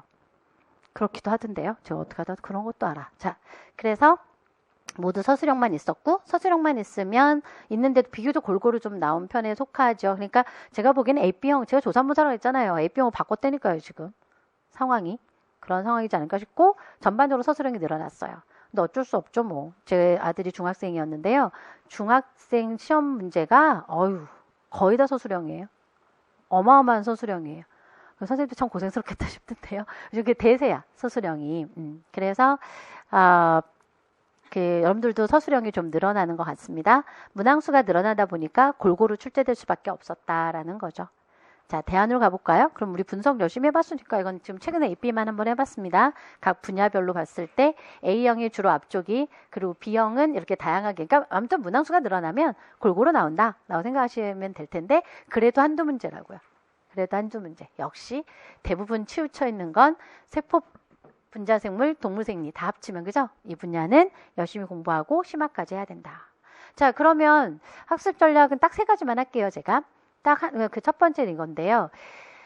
저도 교재 많이 만들어 봤고, 그림도 많이 갖다 쓰고, 책도 많이 해서 갖다 쓰고 했어요. 그런데요, 제가 이렇게 자꾸 여러분들이랑 요약식의 책들을 만들다 보면, 여러분들이 정말 그거밖에 안 봐요. 근데 말의 뉘앙스가 좀 전달하기가 힘들어요. 저도 이렇게 심화까지 이렇게 들어가면은, 심화책을 이렇게 짜집게 하고 중요한 것만 탁탁탁 갖고 온단 말이에요. 그러니까 제 스타일로 갖고 오죠. 그러니까 제가 말을 엮기에 좋게. 그런데, 그것이 실제, 원하는 그러니까 뭐랄까요. 실제 접근하는 방식이냐라고 하면 일반 생물학을 쓴 사람들은 또 그 논리가 있어요. 그래서 스토리를 좀 아는 게 필요해요. 그래서 저는 책을 읽기를 굉장히 권유하는 편이에요. 똑같은 말을 해도 사람마다 뉘앙스가 전달되는 내용이 다른 거랑 굉장히 같아요. 그래서 저는 사실은 공식적인 책들을 많이 활용했으면 좋겠어요. 나머지 우리가 좀 필요한 건 제가 여러분랑 같이 하는 방법이 하나 있고요. 일단 적어도 일반 생물학 하나 정도는 여러분들 딸딸딸 보시는 게 맞아요. 그러니까 어떤 친구 그러더라고. 배구 잤다고. 그리고 막 해서 침 돌리고 묻혀놓고. 그러니까요. 저는 좀 권유하는 편인데요. 원래 세계 양대 산맥이에요. 일반 생물학 책이. 하나가 캠벨이라는 사람이 주 저자인, 이미 돌아가셨죠? 돌아가시면 이름을 기려요. 그래서 앞에 캠벨. 그리고 캠벨이란 분은 참 신기하죠. 일반 생물학 표지 중에 식물 보셨어요? 일반 생물학 표지는 보통 이렇게, 이거는 지금 막 새 그려놔서 이렇지만 거의 동물 그림이 대부분이에요. 아니에요? 그러니까 뭐 스타라는 사람도 그렇고 브루커도 그렇고 다 뭐 동물 그림이에요. 그런데 캠벨만 유독 식물 그림이에요. 이분이 식물 전공자거든요. 얼마나 자부심을. 제가 그때 식물 하고 싶었으니까 예전에는 마늘 하고 싶었다니까요. 그래서 제가 그때는 세계 식량난을 해결해야 돼. 막 이러면서 막 식물 유전공학을 내가 해야지 막 이랬었는데요. 그래서 파브르의 식물기도 읽었어요. 근데 파브르가 곤충기만 쓴 사람이 아니에요. 식물기도 있어요. 여하튼 그래서 이분이 식물 전공자라 유일하게 식물을 그림으로 표지를 삼았죠. 그런데 이 책의 요약본이 컨셉 앤 커넥션. 이 책은 동물로 표지를 달아요. 그리고 그 컨셉 앤 커넥션 요약본의 책의 이름이 포커스예요. 같아요. 정말 요즘 너무 같아. 그림이 너무 똑같아요. 그냥 압축을 했더라고. 그래서 포커스가 더 읽기가 안 좋아요. 오히려. 내용이 이렇게 막 쑥쑥쑥 이렇게 빼놓기만 하고 그림은 다 있고 똑같으니까 따로 쓰신 게 아니라 오히려 이 책이 더 어려워. 오히려 캠벨이 좀 나을 수 있는데요. 캠벨은 뭐죠? 이 10번째 에디션. 한글판 버전을 제가 좀 그림을 갖다 놨는데 요게 11판이에요. 이미 11판 다 나왔는데 저는 가면 늘 아시아판 사거든요. 일명 우리 때 저희 때 아시아판이라 그랬고요. 글로벌 에디션이라 그래요. 그러니까 미국 쪽에서 안 사고 이렇게 좀 이렇게 너희는 나란 힘드니까 우리가 싸게 해줄게 일종의 이런 거예요. 그래서 그 파일을 넘어오면 여기서 찍는 거예요. 걔네가 찍은 책을 주는 게 아니라. 그래서 아마존에서 사는 이 책은 20만 원, 25만 원 정도 하고 이 책은 6만 원인 거예요. 우리 땐 그걸 아시아판이라 그랬어요. 그러니까 좀 저렴하게 공급을 해주는 거죠. 고맙게도. 그런데 이번에 정말 신기하대. 캠벨 이 피어슨이 저도 피어슨의 저작권료도 내봤지만 열을 받아서 그런지 표지를 이걸로 썼대요. 이번에 한글판을. 원래는 보통 원판을 쓰거든요. 아시아판을 쓰지 않고 조금 서운하대? 뭐 그런 생각이 좀 있긴 하던데요. 이쁘죠? 해바라기. 이건 연꽃이고. 이건 카라꽃인가? 예, 그래서 버전을 제가 좀 갖다 놨는데 뭐든 상관없어요. 저는 매번 참 제가 제 집에 마루가 온통 다 책이거든요. 그러니까 저희 어머니가 그걸 볼 때마다 참 대학교 때 공부 좀 하지. 넌 이 나이에 뭐하니? 맨날 이러는데 여러분들이 못 사는 대신 제가 새 버전은 다 사요. 제가 교보 우수고객이에요. 우수고객. 그러니까 그냥 사는데 정말 어떨 때는 새 책이 나가요. 저도 이렇게 정리할 때. 그러니까 정말 예쁘게 꽂아놨죠. 저도 이렇게 역시 뽀다구가 이렇게 그죠? 생물책들은. 근데 그러니까 좀 되게 그래서 제가 요즘에는 아들이나 딸들한테 혹시 친구들이 있으면 그 책 가져가라고 예전 버전 거는 나눠주기도 해요. 왜냐면 저는 일단 새 버전을 갖고 있어야 되니까. 제가 여러분들 대신 새 버전 다 사요. 그러니까 원서가 나오면 제가 제일 먼저 사요. 학생들보다. 비교해요. 막. 다 읽냐고요? 못 읽어요. 그림 보는 거야 이렇게. 그래서 그림 중에 뭐가 바뀌었나 막 이렇게 보는 거죠. 그래서 캠벨 책을 많이 봤는데 10번째 에디션에서 11번째 에디션은 별로 많이 안 바뀌었어요. 9판에서 10판은 조금 바뀐 편에 속하고요. 7판에서 8판은 많이 바뀌었어요. 그래서 그런 건 여러분들이 좀 참고하실 필요가 있고요. 사실 캠벨은 비전공자가 읽기에 좋은 책이에요. 그래서 보통은 교양 과목에서 많이 보는 거예요. 그래서 포커스를. 교양 학문에서 많이 보고 또 생물학과 이제 여러분들 생물교육학 하시니까 교육 쪽으로 가셨으면 아마 선생님들 포커스를 많이 보실 가능성도 커요. 간단하게 볼 수 있어서 대부분 대학 교재들로 많이 쓰고 있고요. 생물학과로 가셨다면 원판을 많이 본 편, 그러니까 이 본책을 많이 보는 편이에요. 그러나 저 책을 처음부터 끝까지 제대로 강의하신 분들은 많지 않아요. 저도 알죠. 저한테 안 걸리셨으니까 다까지 걸리셨어야 되는데 이 책이 총 1챕터에서 55챕터까지 구성되어 있죠. 그러나 깊이가 사실은 라이프가 더 나아요. 저는 라이프로 배웠던 세대인데 진짜 영어로 라이프하고 저 바이올로지가 세계적으로도 양대 산맥이에요. 근데 저희 나라는 라이프가 별로 길을 못 피고 있어요. 좀 어렵거든 사실은. 예, 생물의 과학인데요. 이 책이 이제 라이프 사이언스로 예전에 교보문고였는데 요즘 라이프 사이언스로 넘어갔더라고요, 출판사가. 이 책도 11판이 나왔어요. 이 책이 더 좋아요. 저는 이 책 한 권으로 승부하라고 하세요. 이거 꽤 심화가 나와요. 꽤 심화해요. 이거 아마 처음부터 끝까지 파보세요. 저 이걸로 많이 할 거예요. 물론 저는 여기에 또 추가로 해서 수업은 할 텐데 아예 교재 지정할 거예요. 그래서 심화 수업은 이걸로 할 거예요. 기본은 제가 좀 수업을 할 때 기본 좀 이따 좀 소개해드리겠지만 저는 저 책을 권유하는 편이에요. 정말 내용 많아요. 다만 이게 전공자지요. 설명이 좀 약해요. 그래서 약간 써머리 느낌이 나요. 그러니까 아는 사람이 봐야 돼. 아는 사람이 보면 이게 전공 얘기까지 다 들어와 있다고요. 그러니까 책 한 권으로 승부할 수 있단 말이에요. 그런 면은 좋은데 의학하는 친구들한테도 많이 권유하거든요, 저희가. 그런데 이제 초심자가 읽으면 말이 끊어져요. 그러니까 그러다가 연결이 안 돼. 그리고도 연결이 안 돼. 그래서 그게 좀 아쉽죠. 그리고 그림이 캠벨보다 안 예뻐요. 인정. 캠벨이 훨씬 더 그림은 예뻐요. 맞아요. 근데 캠벨은 또 어떤 느낌이 있게요? 말이 많아요. 쭉 읽다 보면 글은 참 좋은데 뒤 가면 도대체 중심이 뭐야? 이게 캠벨이에요. 근데 얘는 요약이라 전공자는 이 책이 더 좋아요. 사실은. 또 내용도 더 많고 훨씬 더 많아요. 캠벨보다. 그래서 제가 지금 이 책을 또 보면서 여러분들의 기출도 다시 점검해봤단 말이에요. 괜찮아요. 그래서 이 책 하나로 승부를 하고 싶고요. 거기에 이제 전공책을 여러분들 그래도 내가 어디 가서 생물 전공이다. 근데 교육도 하고 생물도 하고 할 것도 많은데 그죠? 그래도 생물이라고 하신다면 추천을 하는 것이 일단 식물이 좀 많이 나오니까. 근데 제가 볼게요. 이걸 다 보라고 하는 건 저는 좀 아닌 것 같아. 제가 볼게요. 단 여기서 필요한 건 제가 가져올 것 같고요. 요거를 일단 충실히 보는 게 여기 생물 어렵다니까요. 이거 짱짱해 여기도. 그래서 저는 이런 거 볼 거예요. 이 타츠라는 사람 거예요. 사실은 생물학과에서 요즘에 또 성향이 바뀌어서 유행이 달라질 수 있는데 식물분자 생물학에서는 가장 유명하신 분이에요. 이분이 저희 때부터도. 그분 책의 번안판이 최근에 나와서 볼 거고요. 인체생략도 여러분들도 꽤 짱짱하게 나와도 오늘 제가 하나 설명해 드릴 거예요. 그래서 인체생략도 제가 볼 거예요. 제가 볼 건데 이 책도 꽤 깐깐하다니까요. 예. 그래서 이런 책이 여러분들한테 혹시 난 일반 생물학은 많이 봤어. 그래서 나는 난 이번에 좀 심화된 것도 내가 좀 잘하고 싶어. 그렇다면 추천을 할 수도 있다고 보고 저는 생물 분야에서도 여러분들이 관심 분야를 하나 갖는 것도 많이 추천을 하는 편이에요. 일반 생물학 저변에 대한 지식도 필요하지만 요즘에 제가 대성 논술 출제위원이에요. 도대체 무슨 일을 하는 게야? 아니 생물만 했어요. 저는 생물만 했고 전 자기소개서도 하고 첨삭도 하고 그래요. 이쪽 전공 계열이니까 제가 그런 것도 했는데 이제는 공부만 좀 해볼 건데요. 대성 논술 출제하면서 제가 교과서를 다 봤어요.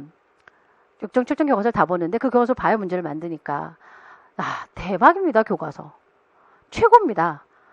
그럼 어마어마한 지식이 가했습니다. 근데 어쩜 그렇게 요약을 해서 탁탁 다 갖다 놨는지. 이 친구들이 이걸 이해를 할까? 초기에 제가 고등학교 수업을 해봤어요. 아주버님 잠깐 도와달라 그래가지고 가가지고 고등학생들도 수업을 해줘야지 이러는데 이렇게 기술들 나오잖아요. 그래서 막 원리부터 시작을 해서 막 이렇게 설명을 해줬다가 그래가지고 막 이렇게 설명하는 게 아니구나 아이들한테는 그 생각이 내가 너무 과했구나 이런 생각이 나긴 하던데 정말 아이들이 대단해요. 생명공학 기술이 마지막 한 챕터에 나오거든요. 심지어는 어마어마한 기술이 가 있죠. 마이크로알이도 있어요. 내가 얼마나 놀랐는데 제 박사학위 논문인데 그게 나는 이해하려고 얼마나 머리를 썼는데 근데 아이들은 간단하더군요. 어디에 쓸래? 이거 하나죠. 어디에 쓸래? 이 기술을 어느 목적으로 쓸까요? 라는 게 핵심이었더라고요. 그렇게 써야죠. 여하튼 교과서도 한번 봤는데요. 그 교과서 이렇게 쭉 보면서도 그 생각을 했다고요. 아무래도 분자는 건 여러분들이 대세니까 좀 더 많이 신경을 써주셔야 되고요. 그리고 자기가 좀 더 좋아하는 분야를 갖고 있으면 나중에 어필을 하기에도 저는 좀 좋다고 생각해요. 생물 전반적으로 두루두루 하는 것도 중요하지만 제가 나중에 이렇게 면접이라는 것도 이제 의학학에서는 계속 해봤는데요. 그런 분야에서도 왜냐면 분야가 워낙 넓잖아요. 자기가 갖는 관심 분야 하나 딱 갖고 있었으면 좋겠다는 생각을 할 때가 많아요. 여러분들도 한번 관심 갖는 분야 꼭 생명공학이 아니어도 왜 다 생명공학 해야 돼요? 지금 생티에 난리 났어요. 인터스텔라 본 지 몇 년 된 것 같아요. 인터스텔라 영화 보면서 뭐야? 먼지가? 왜 저래? 막 이랬어요. 이게 이렇게 빨리 올 줄 몰랐어요. 먼지로 세상을 덮이는 게 깜짝 놀랐네, 진짜. 그러니까요. 순식간이에요. 그래서 이 분야 중에서 관심을 갖는 분야 좀 가지셨으면 좋겠는데요. 생화학이 원래 레닌저를 제일 많이 봐요. 레닌저가 있고 스트라이어가 있고 원래 양대산맥이에요. 생물학과생들은 이걸 많이 봐요. 화학과 분들은 좀 체계를 좀 다른 것 같아요. 굉장히 화학스러워요. 여러분들 생화학도 접근하는 거에 따라서 굉장히 달라요. 저는 대학원 때 보이트 걸 봤는데 뭐 읽을 수가 없어. 막 다 화학이야. 와, 너무 어려워. 막 이랬었거든요. 근데 레닌저를 저희가 굉장히 좋아하는 건 레닌저는 생물학과 위주로 많이 써요. 생물학 위주로. 그래서 레닌저. 그리고 스트라이어가 약간 더 화학 냄새가 좀 더 많이 나요. 스트라이어라는 사람의 생화학이. 그런데 레닌저가 고맙게도 서머라이즈가 나왔대. 얘네가 요약본을 냈어요. 얼마 전에 얼마나 반가웠던지. 왜냐면 책 너무 두꺼워서 하기 싫었거든요. 그런데 이거 나왔으면 제가 한번 강의했을 텐데 이런 생각도 했는데 핵심 생화라고 나왔더라고요. 그래서 한번 참고하시고 혹시 책이 궁금하시면 나중에 한 권씩 가져오라고 해보세요. 그래서 그러니까 왜냐면 가서 보고 싶은데 학교 도서관 말고는 다 커버로 써야죠. 그죠? 책도 구경도 못해 막 교보문고 같은 데도 가봐도. 그래서 저 책 다 갖고 있어요. 그러므로 혹시 책이 궁금하시거나 이러면 저는 가끔은 학원한테 요청할 때도 있어요. 도서관 만들자고. 그래서 제가 책을 갖다 놓기도 하고 막 그러거든요. 구판 같은 경우는. 하나씩 좀 갖다 놓을까요? 그래서 책은 좀 보여드릴게요. 어떤 책인지 궁금하시면 좀 보시고 나중에 여러분들이 갖고 있어도 좋은 책이라고 생각은 해요. 예쁘거든요. 굉장히 예쁘거든요. 예, 두 번째는 체계적 학습 방법이라고 하는 건데요. 제가 그냥 강의 스케줄 한번 소개는 해드려야 될 것 같아서 1, 2월에는 저는 해부학적 용어만 한번 해보려고요. 세포 수준에서 해부학적 용어라고 한다면 다양한 세포수 기관 이름 얘기하죠. 생물의 가장 핵심은 구조와 기능이에요. 생물은 그렇게 생긴 게 다 이유가 있어요. 저처럼 생기면 연애를 못해요. 이렇게 생기면. 그죠? 그죠? 그러니까 사람마다 그러니까 그래서 연예인이 비슷하다고요. 그런데 연예인 중에서도 아주 좀 이렇게 독특한 인상을 갖는 사람들이 있죠. 그런 사람들 주로 조연을 하죠. 주연은 아니잖아요, 사실은. 그죠? 그러니까 약간 있단 말이에요. 생물은 구조와 기능이에요. 그렇게 생긴 건 다 이유가 있어요. 그래서 생물을 공부할 때 좀 감동을 하면서 공부를 하는 게 한 가지 방법이죠. 그래서 구조 한번 세포 수준에서 또 개체 수준에서 그리고 생태도 일종의 구조거든요. 그래서 개체군, 군집 이렇게 용어 위주로 제가 공부를 좀 해드릴 거예요. 그리고 여러분들 사실은 용어를 정말 열심히 하셔야 돼요. 생물학의 공부는요. 일반 생물학 책의 맨 앞에 인덱스 있죠. 그거 나중에 다 외우세요. 그 인덱스에 가로놓기 하면 그게 다 시험 문제예요. 얼마나 문장이 좋은데 서머라이즈 문장이. 두 번째, 제일 뒤에 나오는 글로서리. 용어집. 제가 그거 만들어본 사람 중에 하나예요. 용어 하셔야죠. 왜냐하면 결국 여러분들은 단어 집어넣어야 되잖아. 하면 용어를 알아야 되잖아요. 버큐버리 싸움이에요. 캠벨이라는 책이 유명한가요? 캠벨 책의 버큐버리가 뒤에 몇 개일까요? 26,000단어 정도 돼요. 죄송합니다. 너무 많이 했죠? 제가 그건 영어고. 영어는 한 3만 해야 된다며. 생물은 2,500단어예요. 그 중에 핵심을 제가 추려보니까 한 1,300단어 되더라고요. 가장 중요한 단어는.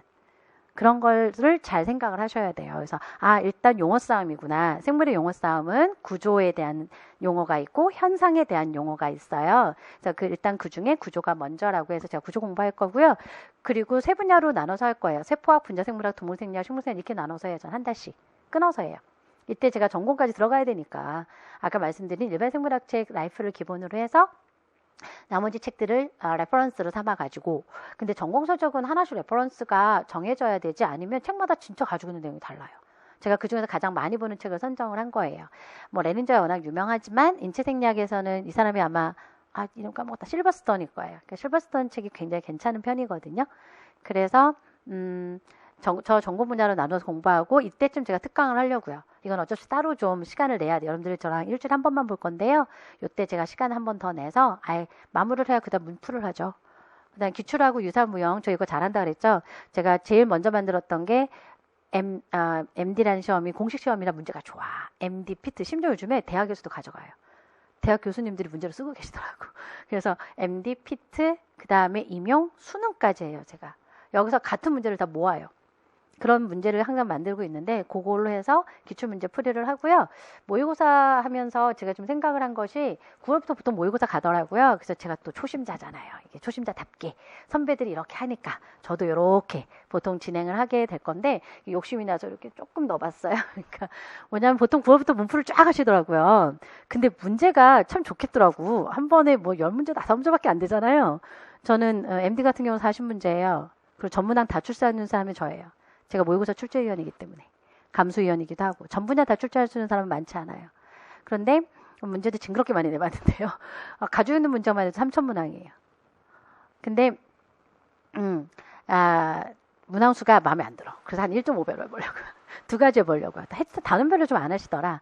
그러니까 단원별로 해야 사실 이제 공부가 좀 복습이 되거든. 너무 이론만 하는 것 같아서요. 그래서 이것도 물론 단원별로 하겠지만 단원별 모의고사 한 달 요걸 하고 그 다음에 회차별 모의고사 1.5배 문항수 늘리겠다고요. 저 시간은 똑같이 줘요. 저는 원래 타이트하게 줘요. 그래야 돼요. 왜냐하면 가면 긴장해서 그 연습을 하지 않으면 잘 못해요. 저는 보통 1.5배로 좀 하드하게 시키는, 좀, 영어 쓰지 말라는 우리 아들이. 열심히, 그러니까 좀 많이 과중되게 좀 하는 편이죠. 그 다음에 진짜 문항수 맞춰서, 이렇게 접근을 해볼 생각을 하고 있습니다. 여기까지이고요. 예. 그리고 한 가지만 더, 제가 너무 공약을 많이 하는 것 같아서, 공약 많이 하면 안 돼, 지키지도 못하고 막 이런 생각을 하고 있는데, 딱 2개만 제가 해보려고 하고 있어요. 그 하나가, 사실 제가 이 임용을 보면서 놀라웠던 건 너무 넓고, 깊어요. 그런데 문제는 7, 8문제밖에 안 나와요. 합쳐봤자 16, 11에 8문제, 19문제죠. 억울하죠. 내가 공부한 것만 피해가. 그죠? 그렇게 생겼더라고요. 지금 보니까.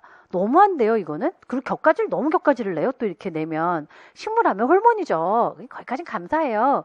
그런데 식물의 구조를 갑자기 더더군다나 이기생장 같은 거 내면 대량 난감할 수도 있거든요.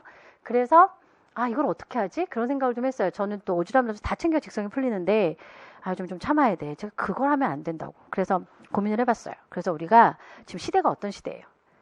사실 제가 지금 출판 수업을 하면서 너무도 되게 미안하거든요. 우리 이렇게 하면 안 되죠. 우리 이게 붕 띄우고 막 샥 가져오고 막 동영상 막 돌리고 막 이렇게 수업해야 되는 거 아니에요? 사실은. 근데 시대가 아직도 우리는 이렇게 수업을 하고 있긴 합니다만, 그래서 제가 여러분들이 한번 이런 거 해보려고요. 사실은 매주 했다가 제가 욕심을 접었어요. 매주는 아니야. 그래서 막 처음에 한 달 했다. 한 달도 좀 너무 적나? 그래서 2주에 한 번 했던 게 뭐냐면 제가 여러분들한테 학습지리란에 주제를 좀 받아볼게요. 그러니까 여러분들 선배님이잖아요. 저한테. 여러분들 초신생도 있고 또 제 도전자분들도 있을 텐데 그럼 이런 거 있을 거예요. 이거 나올 것 같아. 근데 내가 자료를 수집하는 게 좀 힘들어. 그러니까 제가 해드릴게요. 그러니까 다만 주제를 좀 던져주세요. 그러면 그 내용을 정리한 걸 공유를 하자고요. 이러면 1년이면 54주에서 절반에서 계산이 안 돼. 27개인가요?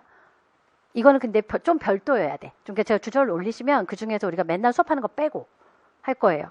그러면 여러분들한테 어쩌다 나오는 것을 우리가 해결할 수 있지 않을까. 제가 어쩌다까지 다 건드리는 건 또 좀 효율이 없을 것 같거든요. 그래서 그걸 보완하는 방법일 것 같아요. 그래서 여러분들이 주제를 잘 선정을 해주시면 요약 정리하고 이런 것들은 제가 해볼게요. 좀 깊은 내용으로 이왕이면 그런 거 한번 해보려고. 제가 2주에 한 번씩 정리해서 올릴게요. 그리고 모두 공유할 거니까 여러분들이 클립을 해서 모아놓는 거죠. 이런 자료가 쌓이면 그게 여러분들도 아마 스터디하는 이유 아닌가요? 저랑 스터디하는 거죠. 대신 제가 자료를 좀 정리해드리는 거. 제가 왜 자료 정리하려고 하는 거냐면 일반 생물학에서 여러분들이 볼 수 있는 건 괜찮은데 그렇지 않은 건 말 그대로 그 진입하기 좀 힘들단 말이에요. 이게 진짜가 맞나? 그래서 제가 되도록 레퍼런스 붙여서 여러분들한테 제시를 해드릴 테니까 요약을 한번 해볼 거고요. 그 다음에 서술을 매 시간마다 할 거예요. 200자 정도인데 뭐냐면 제가 오늘 세포를 설명을 하면 세포 그림 그리고 세포 소기관 쭉 설명해 드릴 거거든요. 그럼 그날 수업 끝날 때 여러분들은 그거 갖고 문장을 쓰셔야 돼요. 자, 세포 소기관의 구조와 기능에 대해서 문장으로 쓰는 거예요. 그럼 제가 첨삭을 할 거거든요. 서술은 평상시에 이렇게 계속 해야 돼요. 계속. 그러다 보면 습관이 될 수 있다고 봐요. 딱 이 2가지만 실천해야 되겠다. 올해는 할 수 있을까? 그래서 그 생각을 하고 있었네요. 그래서 이 2가지로 첫 번째는 그 집단지성의 힘이라는 게 정말 중요해요. 로렌즈 오일이라는 영화를 혹시 나중에 기회 되면 꼭 보세요. 제가 영화를 워낙 좋아하는데 로렌즈 오일에서 아들이 선천성 대사 이상증이에요. 지방산 대사를 못해요. 그래서 아들이 죽어가는데 아버지가 의사도 아니에요. 근데 그 아버지 엄마는 공부를 하기 시작을 해요. 이 아이를 살리려고. 그런데 그 공부 방법 중에 하나가 이 사람들이 뭘 하냐면 펀드 마련을 해서 학회를 열어요. 세상에 이 병에 관심을 가지고 있는 석학들을 모아요. 그 사람들 앉혀놓고 이 아버지가 공부를 해요. 그 사람들이 최근에 지식들을 막 얘기하잖아요. 병에 대한 얘기를. 그게 집단지성의 힘이에요. 자기가 혼자 그걸 어떻게 다 공부해요. 그리고 거기서 인맥이 만들어지고 거기서 사람들을 소개하고 그러면서 이 사람이 그 아이를 살려요. 그게 로렌조 오일이에요. 실제 그 아이를 살렸거든요. 저는 그걸 보면서 딱 그 생각, 저게 집단지성의 힘이야. 그래서 사람들이 학회를 하는 거구나. 라는 생각을 했어요. 그래서 여러분들도 이제 면접 가기 전까지 다 같이 공부해야 돼요. 그죠? 면접 간 다음에 조금 이제 우리가 서로 경쟁자가 될지 몰라도 시험까지는 아니잖아. 그죠? 뭐 저 사람보다 내가 그렇게 될 건 아니니까 그래서 다 같이 집단지성 힘을 좀 발휘를 해서 같이 중요한 걸 같이 공유를 해봤으면 좋겠다라는 생각이 있었어요. 여기까지예요. 제가 쓸데없는 걸로 많이 시간 보내가지고 일단 가봅시다. 예. 어떡하죠? 제가 기출을 좀 많이 하려고 열심히 갖고 왔는데 너무 딴 얘기 하느냐고. 그죠? 근데 제가 다 뽑을 때도 이유가 좀 있는데요. 한 가지는 난 내가 잘 푸는 것만 해야지 뭐 이런 생각도 있었는데요. 처음에는 그래도 여러분들한테 뭔가 도움되는 거 골라야 되지 않을까 싶었는데 첫 번째 그 A형의 2번 문제를 고른 이유는 식물이니까. 그렇죠. 근데 고맙게도 이건 식물의 대표예요. 식물은 원래 한 일반 생물 챕터를 기준으로 해볼게요. 보통 5에서 6챕터 정도 배정이 되거든요. 근데 거기서 가장 많이 나오는 건 끝에 2챕터예요. 그러니까 자극과 반응 파트라고 하거든요. 그래서 식물의 호르몬이라던가 식물의 반응 파트가 가장 시험 문제 많이 나와요. 근데 말이 그렇지. 그거 공부하려면 형태 공부해야 되거든. 그래서 앞에서부터 차곡차곡 쌓아가긴 하지만 집중해서 나오는 건 그 파트가 맞아요. 그리고 저는 약간 전략을 세우라고 해요. 거기에 정말 이상한 형태가 시험 문제 나왔다. 다 틀리면 돼요. 그렇잖아요? 뭐 누가 맞출 것 같아요, 그거를. 여러분들 간단해요. 여러분들이 못 풀면 아무도 못 풀어요. 그거 걱정하지 마세요. 근데 이거는 못 풀면 안 돼요. 이런 게 중요하다고. 그러니까 이건 다 풀거든. 다 공부하거든요. 그래서 잘 채워주셨으면 좋겠다라는 건데요. 낙엽성 식물에서 2가지 호르몬이 관여한데요. 저는 가끔 이 단답형 객관식이 참 힘들다는 게 뭐냐면 가끔 은는이가 잘못 읽어서 답을 이상한 거 쓸 때가 있어요. 그게 제일 어렵더라고요. 이게 과감하게 틀리면 팍 틀려버리니까 뭐 논리도 없고 그지? 그래서 잘 만들어서 그러니까 요거는 그래서 그걸 잘 푸는 방법은 답을 쓰고 반드시 읽으셔야 돼요. 점검을 꼭 하셔야 돼요. 그 말이 맞는지. 아니면 쓸 수 있는 내용들이 많아서 오해가 생기거든요. 잎 유지기가 있어요. 잎 유지기에 생성된 호르몬은 유지기에 만들었대요. 그게 기억이래요. 탈리대로 이동을 하는데 이게 한자식 표현을 우리나라가 쓰죠. 캠벨이 힘든 게 뭐죠? 순한글 써요. 캠벨은 용어를. 그래서 막 제가 공부할 때 머리가 너무너무 아파요. 더더군다나 가로치고 영어를 다 써줘야 되는데 그게 없을 때도 종종 있어요. 여러분들 그게 은근히 불편해요. 사실 순한글을 써야 되는 것도 맞긴 하거든요. 근데 아직까지 여러분들도 그렇고 시험 문제 가지고 한자식을 많이 쓰죠.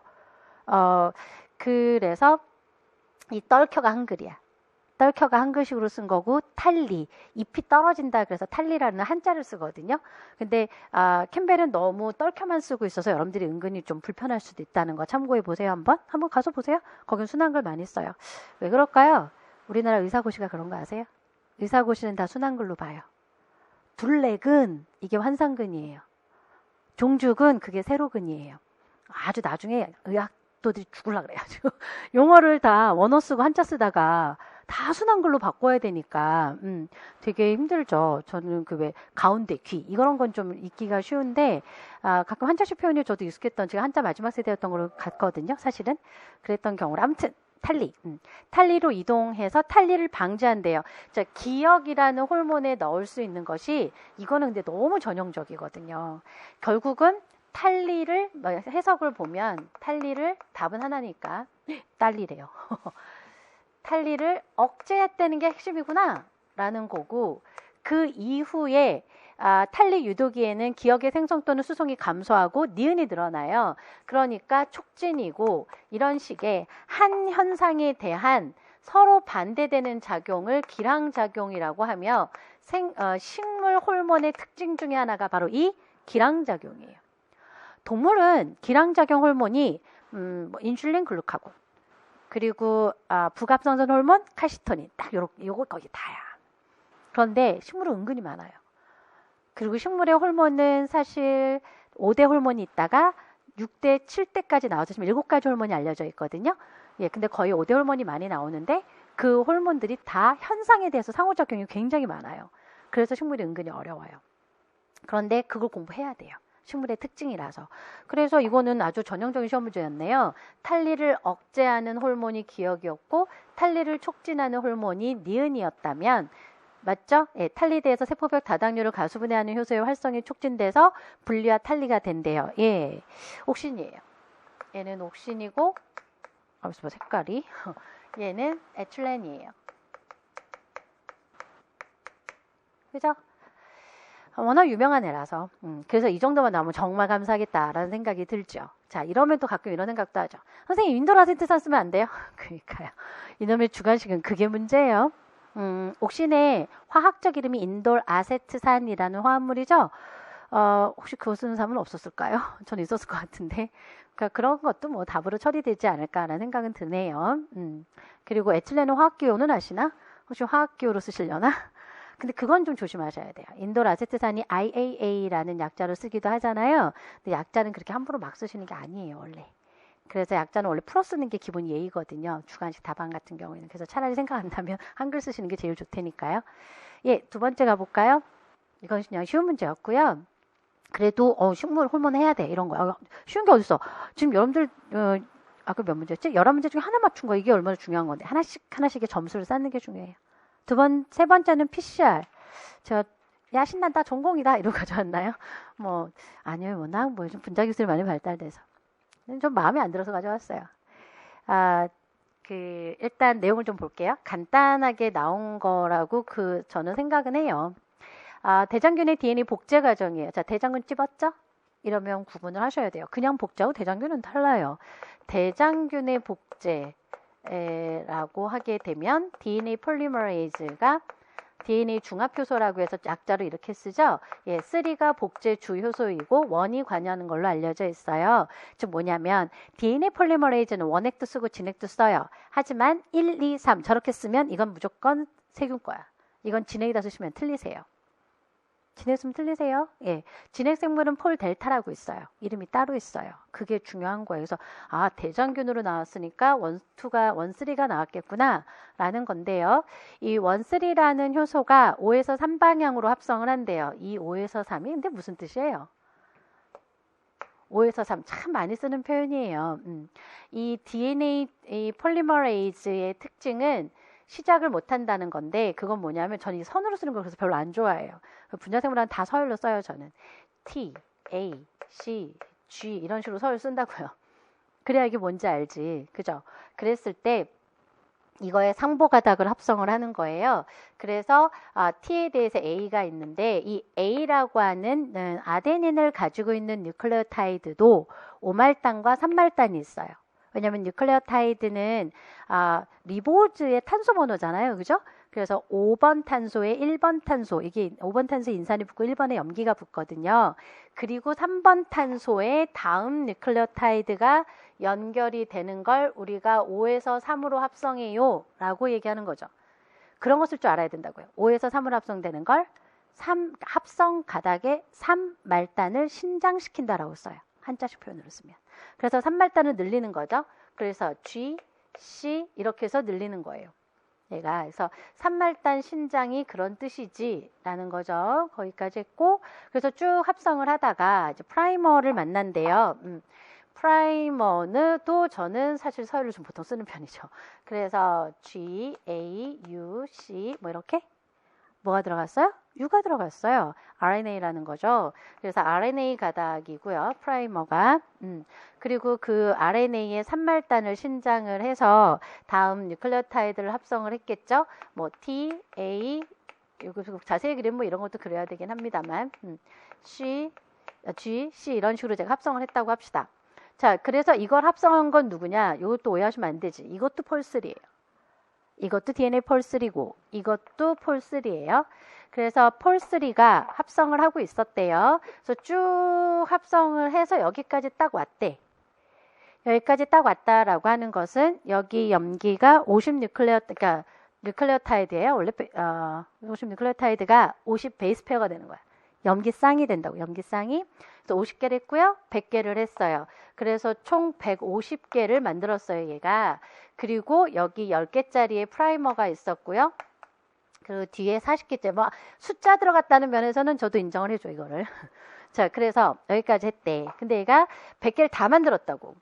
그러면 여기까지 염기쌍을 다 만들게 되면, 얘가, 떨어지는데요. 그 이유가 할 게 없어서 그런 거예요. 예. 그래서 얘는 만약 이런 거예요. 지금 제가 149개를 했어. 하나가 비었어. 그래도 DNA 폴3는 일할 수 있어요. 그 단 하나라도 채울 수 있어요. 그래서 DNA 폴3가 여기까지 딱 채웠거든요. 그러면 얘는 더 이상 할 게 없는 거예요. 그래서 떨어져 나가요. DNA 폴3가. 그게 폴3의 특징이에요. 그럼 이제 폴1이 와요. 왜 올까요? 폴1은 원래 단선절단을 좋아해요. 그러니까 이걸 우리가 당인산 백본이라고 그러잖아요. 당하고 인산이 붙었다 그래가지고 당인산 공유결합으로 쭉 붙은 거거든요. 근데 그 당인산 공유결합이 한 군데가 딱 끊어져 있으면 DNA 폴1은 그걸 보고 쫓아오는 애예요. 무조건. 그게 얘 기능 중에 하나예요. 그래서 폴1이 오늘은 컬러를 좀 제가 남발하네요. 나중엔 좀 잘. 자, 폴1이 왔어요. 유입을 해요. 폴1이 유입을 해서 한번 그러니까 이게 인터넷으로 탁 지워주면 얼마나 좋아, 그지? 그래서 얘가 150개를 만들었고 그 다음에 이제 폴1이 무슨 일을 하냐면 폴1은 앞에 오말단이라는 표현을 쓰는데요. 오말단에 있는 뉴클레오타이드를 뜯을 수 있어요. 그건 얘만 갖고 있는 능력이고 우리는 그것을 5에서 3방향으로 엑소 끝에 있는 걸 하나 뜯어내요. 왜 이건 영어 써요? 영어로 알려줘서 그래요. 그래서 말로 쓸 때도 엑소, 뉴클레아제 이렇게 써요. 예. 그래서 엑소 뉴클레이즈 기능이 있다. 이건 기능적 이름이죠. 여러분들도 기능적 이름이 있는 것처럼. 그래서 이 기능을 가지고 있어서 얘가 앞에 있는 걸 뜯는 거죠. 앞에 있는 걸 뜯을 수 있는데 앞에 있는 걸 뜯으면서 하나씩 붙여요. 그러니까 가고 G구나. 그리고 A구나. 그리고 T구나. 그죠? 얘는 T죠? TN을 붙이는 애니까. U가 아니라고요. 그리고 C구나 해서 여기까지 합성을 한 거예요. 그래서 이거를 뭐라 그러냐면 여기에 있었던 틈 이거를 닉이라고 하는데요. 단선절단이라고도 하고요. 그러니까 이제 당위산 백본이 끊어진 걸 닉이라고 하거든요. 그 닉이 사실은 여기로 옮겨온 거죠. 여기는 T, A, G, C가 아까 만든 거 있죠. 그러니까 얘가 끊어서 여기까지 온 거야 지금. 여기까지. 그래서 틈이 여기 있었는데 틈이 이쪽으로 옮긴 거야. 이게 DNA 폴1의 기능적인 이름인데요. 그래서 DNA 폴1에 의해 이런 말을 써요. 틈, 자리 옮김을 했다. 틈이 자리를 옮겼네. 이것이 이들이 갖는 기능, 이 DNA 폴1의 기능이고요. 근데 이게 재밌게도 영어로 되게 독특해요. 이게 영어로 닉, 틈. 근데 자리 옮김을 translation이라고 써요. 그래서 아마 여러분들이 이걸 이상한 번역을 보실 수도 있었을 것 같아요. 틈 번역 이렇게, 틈 해독 뭐 이렇게. 예, 그건 번안이 좀 잘못된 거예요. 이쪽 세계가 워낙 최근 공부라서 원어가 많아요. 그래서 오히려 원어 배우기 더 편할 수도 있어요. 이쪽은 여러분들 접근성이. 자, 그래서 틈 자리 옮김을 한 게 얘 역할이에요. 이 문제 근데 뭘 푸는 거예요? 여기까지 우리가 아는 내용이거든요. 그래서 저게 이런 거였는데 근데 문제에 답을 써야지. 그러니까 답을 다시 봐야지. 그래서 5에서 3으로 DNA를 합성하다가 프라이머에 도달하면 DNA 폴3는 무엇으로 교체, 바꿔치기가 된대요. 뭘 쓸까? 그냥 다 떨어져 나간다 쓰려고 그랬어요, 처음에. 근데 뭘로 바꿔졌다고 하고 기억은 프라이머가 제거되면서 DNA 가닥이 합성이 되면 몇 뉴클레오타이드, 몇 뉴클레오타이드 DNA 두 절편이 생긴다. 그러니까 얘에 의해, 기억에 의해 합성을 했대. 그럼 기억으로 들어갈 말은 DNA 폴1이 되죠. 이렇게 답을 찾아요. 다른 게 중요한 게 아니야. 제가 항상 그걸 되게 중요하게 생각하는데 저는 막 설명을 하다가 근데 답이 뭐였더라? 이렇게 할 때가 있어요. 아무리 우리가 썼다 하더라도 해석을 잘했다 하더라도 답 없으면 소용이 없죠. DNA 폴1 쓰셔야 되고요. 맞아. DNA 중합해서 원 써야 돼요. 제가 지금 뭘 찾고 있는지 아세요? 여기서 쓴 말 찾느냐고요. 그대로 써드리려고. DNA 중합효소 3, 그러니까 로마 숫자 저기 썼잖아. 그럼 그렇게 맞췄어요, 저는. DNA 중합효소 1. 이렇게. 그것도 센스예요. 그게 원하는 답안일 수 있기 때문에. 그 다음에 니은은, 절편이 몇 개 생기네요. 이런 얘기를 하고 싶다고. 그래서, DNA 가닥으로 바꿔치기 하면 이런 뜻이잖아요. 이 150개에서 여기 10개를 더 바꿔치기 하면 총 160개짜리가 생기게 되죠. 160개짜리, 그죠? 그리고 그것이 DNA 라이게이즈에서 연결된다. 다시 말해서 틈을 연결할 수 있는 건 DNA 라이게이즈밖에 못해요. 그래서 DNA 폴1하고 DNA 라이게이즈는 세트 메뉴예요. 거의 같이 다녀요. 얘네들은. 그럼 가끔 할인도 해주고. 세트면 할인도 해줘야지, 그지? 그래서 둘이 항상 붙어 다니게 되는데, 그래서 총 160개짜리가 생기고, 그래서 답은 뭐야? 160개죠, 160개. 니은 디귿이 있네요. 그래서 니은은 160이고, 그리고 디귿은 40이 돼요. 그죠? 답 이렇게 쓰죠? 끝. 그런데 이게 마음에 안 든단 말이에요, 저는. 사실 이게 말이 안 돼요. DNA 폴1은요, 이걸 RNA라고 제거한 게 아니에요. 지 성격이에요. 얘는 원래 지 성격으로 제가 가끔 얘기를 해드릴 때도 있는데, 제가 이거 보면서 그래, 프라이머 제거되고 했다니까 저렇게 얘기해주면 되지 뭐. 근데 제가 수업 시간에 다른 얘기 할까봐 여러분들도 미리 얘기하는 거예요. DNA 폴1은 저것이 RNA라고 부시는 게 아니에요. 그냥 지 성격이에요. 얘는 지 성격이라 저렇게 단선 절단이 된 곳을 뛰어간 다음에 앞에 걸 지우고 치가 만들어야 돼요. 그래서 얘가 복제에 참여하든 무슨 일을 하든 기존에 있었던 뉴클레오타이드를 없애버리기 때문에 약간 좀 불합리하다. 그러니까 약간 에너지적으로 너무 낭비 아니냐고요. 생물의 입장에서, 그지? 네, 그래서 얘가 벌을 받았어. 그래서 얘는 오래 일을 못해요. 신장력이라고 하는데요, 일명. 한 번 딱 붙었을 때 얼마나 합성하는가라는 걸 extensibility, 신장력이라고 하는데, 늘리는 능력, 그게 낮아요. DNA 폴1이. DNA 폴3가 세고. 그래서 얘는 내비둬도요, 한 20개, 30개 정도 이렇게 하고 그냥 떨어져요. 그게 원칙이 없다고요, 근데 보통은 프라이머가 그보다 사이즈가 작기 때문에 프라이머가 없어진다, 이렇게 얘기하는데, 그걸 이렇게 내셨네. 제가 나중에 또 설명할 때 다르게 설명할 것 같아서 미리 말씀을 드리는 거예요. 근데 이 문제 의도는 살려서 봐야지. 이 문제 의도는 그냥 이걸 11일 수도 있어, 12일 수도 있어, 이건 아니잖아요. 답을 찾으니까. 그것도 양보할 때 있어야 돼. 그러니까 내 고집대로만 하는 게 아니라 문제에 맞춰줄 필요가 있겠다 라는 얘기지요. 자, 그러면 DNA 폴3하고 1의 차이. DNA 폴3하고 1의 차이. 오히려 능력은 폴1이 더 좋아요. 많아요. 이걸 발견한 사람이 어서 컴버그라는 학자고, 이분을 우리는 분자생물학의 아버지라 그래요. 그래서 이 컴버그라는 학자가 DNA 폴1을 발견하고 나서, 그래 이거야. 얘는 효소학적으로 굉장히 완벽해요. 얘가 합성하는 걸 못해요? 하잖아요. 지우면서 하나씩 붙이잖아요. 이렇게 합성하는 것도 할 줄 알죠. 앞에 있는 거 제거할 줄도 알죠. 그리고 폴프리딩이라고 해서 고치는 능력도 있어요. 그건 나중에 할 텐데. 그래서 너무 완벽한 효소인 거예요. 그런데 알게 됐죠. 얘가 복제 주요소가 아니라는 걸. 이유는 딱 하나. 시간이 그러니까 속도가 딸려요. 일을 너무 느리게 이랬다간 대장균이 뭐 몇십 년 동안 복제, 그 너무 오버고, 굉장히 오래 복제하게 생겼단 말이에요. 그래서 또 뭐 연구 방법은 좀 달랐지만 찾아내요. 자, 제가 가끔은 그 역사 얘기를 좀 많이 할 거예요. 근데 역사가 중요하더라고요. 왜냐면 그 역사는 정말 시험지에 다 나와요. 중요했던 실험들이라.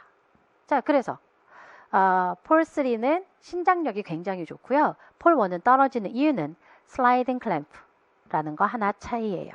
DNA 폴3는 슬라이딩 클램프라고 있어요. 우리나라 말로 쓰죠. 이 슬라이딩 클램프가 말 그대로 클램핑이에요. 즉 붙여준다고 얘가 를 소단위로 가지고 있어요. 그렇기 때문에 이제는 뭐 일반 생물학책도 이게 다 넘어왔대. 그러니까 이제 예전엔 그런 게 없었거든요. 어떤 역할이냐면 얘가 주형에 잘 붙어있게끔 해주는 거예요. 떨어지지 않게. 말 그대로 클램핑이야. 이렇게 클램프 찝어준다고요. 그래서 이 효소가 떨어지지 않게끔 해주기 때문에 얘는 한 번에 붙어서 오래 할 수 있어요. 그래서 나중에 이제 그림에서 잘 찾아보세요. 폴1과 폴3의 그림은 차이가 나게 되어 있어요. 그래서 DNA 폴1은 요 뒤에 이렇게, 폴3는 슬라이딩 클램프 그림이 나오고, 폴1은 저 그림이 없어요. 요게. 그래서 대부분의 책들이 구분을 해줘요. 슬라이딩 클램프가 있는지 없는지. 거기까지 돼요? 자, 다음 문제. 요 8번 문제가 이제 생리학 문제인데요. 생리학 문제 치고는 수준이, 그러니까 제가 보기엔 이거 분명히 변별력 있어요. 변별력 확 생겼을 거예요. 나머지는 다 잘 쓰셨을 것 같고요. 한 문제 하나에서 점수 하나 차이. 이것도 아깝죠? 기억 맞추는 사람이 많지는 않았을 것 같은데 제 생각에는. 한번 보지요. 소학의 일부와 소장의 점막에 대한 구조 그림이 나왔어요. 많이 보던 거다. 말이 길어 일단. 이거 너무 길어. 그리고 봤더니 서술형이야. 그러면 서술형은 작성 방법을 먼저 보셔야 돼요. 그래야 이게 내가 이게 제가 있잖아요. 말이 저도 지금 자꾸 3000% 빠지잖아요. 지금 이게 나이 들어가지고 자꾸 딴 길로 가요. 그러니까 노선을 잡아줘야 돼요. 나 지금 딴 길로 가면 안 돼. 기억세포 찾으래요. 기억세포. 기억세포. 두 번째는 지방산이 소장 상피로 흡수되는 수송 방법을 쓰래요. 지방산이 소장 상피 세포로. 그럼 소장을 그려보자. 소장. 그러면 소장은 미세육모를 가지고 있는 것이 특징이죠. 그래서 마이크로빌이라고 해서 이렇게 표면이 울퉁불퉁해서 표면적을 넓혀 놓은 겁니다. 그래서 이렇게 울퉁불퉁하면 표면적을 넓히면 여기서 지방산이 어떻게 들어오더라 라고 하면 지방산이잖아요. 지방산은 평균적으로는 한 18 정도의 탄화수소 사슬이고 얘 정도면은 세포막을 그냥 단순 확산할 수 있습니다. 단순 확산 일단 만들어 놓고 맞다. 얘 확산으로 들어오지. 또 하나의 지방의 소화산물은 모노글리세라이드입니다. 예전에는 그냥 글리세롤이라고 했었죠. 이제는 알죠. 아이고 여기까지 올라가야지. 지방의 라이페이즈라는 효소에서 가수분해되면 이제는 다 모노글리세라이드라고 했습니다. 그래서 모노글리세라이드 상태로 들어오지요. 그래서 다 단순 확산으로 들어와요. 생물은 그림의 핵심이지 뭐. 그렇구나. 됐어. 그 다음에 소장 상피에서 흡수된 지방산이 육모의 모세혈관으로 유입되지 못하는 이유를 써야 된대요. 모세혈관이 어딨더라? 라고 얘기를 하게 되면 잘라볼게요. 단면으로 그려볼게요. 모세혈관은 빨강으로 그려야 된다는 선입견을 가질 필요는 없지만 그래도 모세혈관은 한 층의 상피세포로 구성이 되어 있지 않던가요? 이렇게 되어 있죠? 그림으로 관으로 그린다면 그죠? 한 층의 상피세포로 구성이 되어 있으면 얘네가 대부분은 특히 소장에 있는 경우에는 여기가 직접적인 연결이 없어요. 모세혈관 이 세포 사이가. 그래서 뭐가 있냐고요? 기저층이 있어요. 기저층, 기저막이라고도 하는 베이절 멤브레인은 사실 상피조직 밑에 거의 다 있어요. 대부분. 그래서 기저막 또는 기저층이라고도 합니다. 막으로 하니까 자꾸 오해가 생겨. 영어로는 베이절 멤브레인은 맞아요. 근데 멤브레인이라는 뜻은 얇다는 뜻에 불과해요. 얇다. 예. 그런데 그래도 자꾸 여러분들 지줄막을 상상하시니까 오해가 생기니까 기저층 이런 말을 쓰게 되죠. 이 기저층은 대부분 콜라겐이 주 성분이에요. 콜라겐 그물망 만든 거야. 예. 다시 말해서 제가 항상 이런 얘기하는데 여러분들 수박 잘라보세요.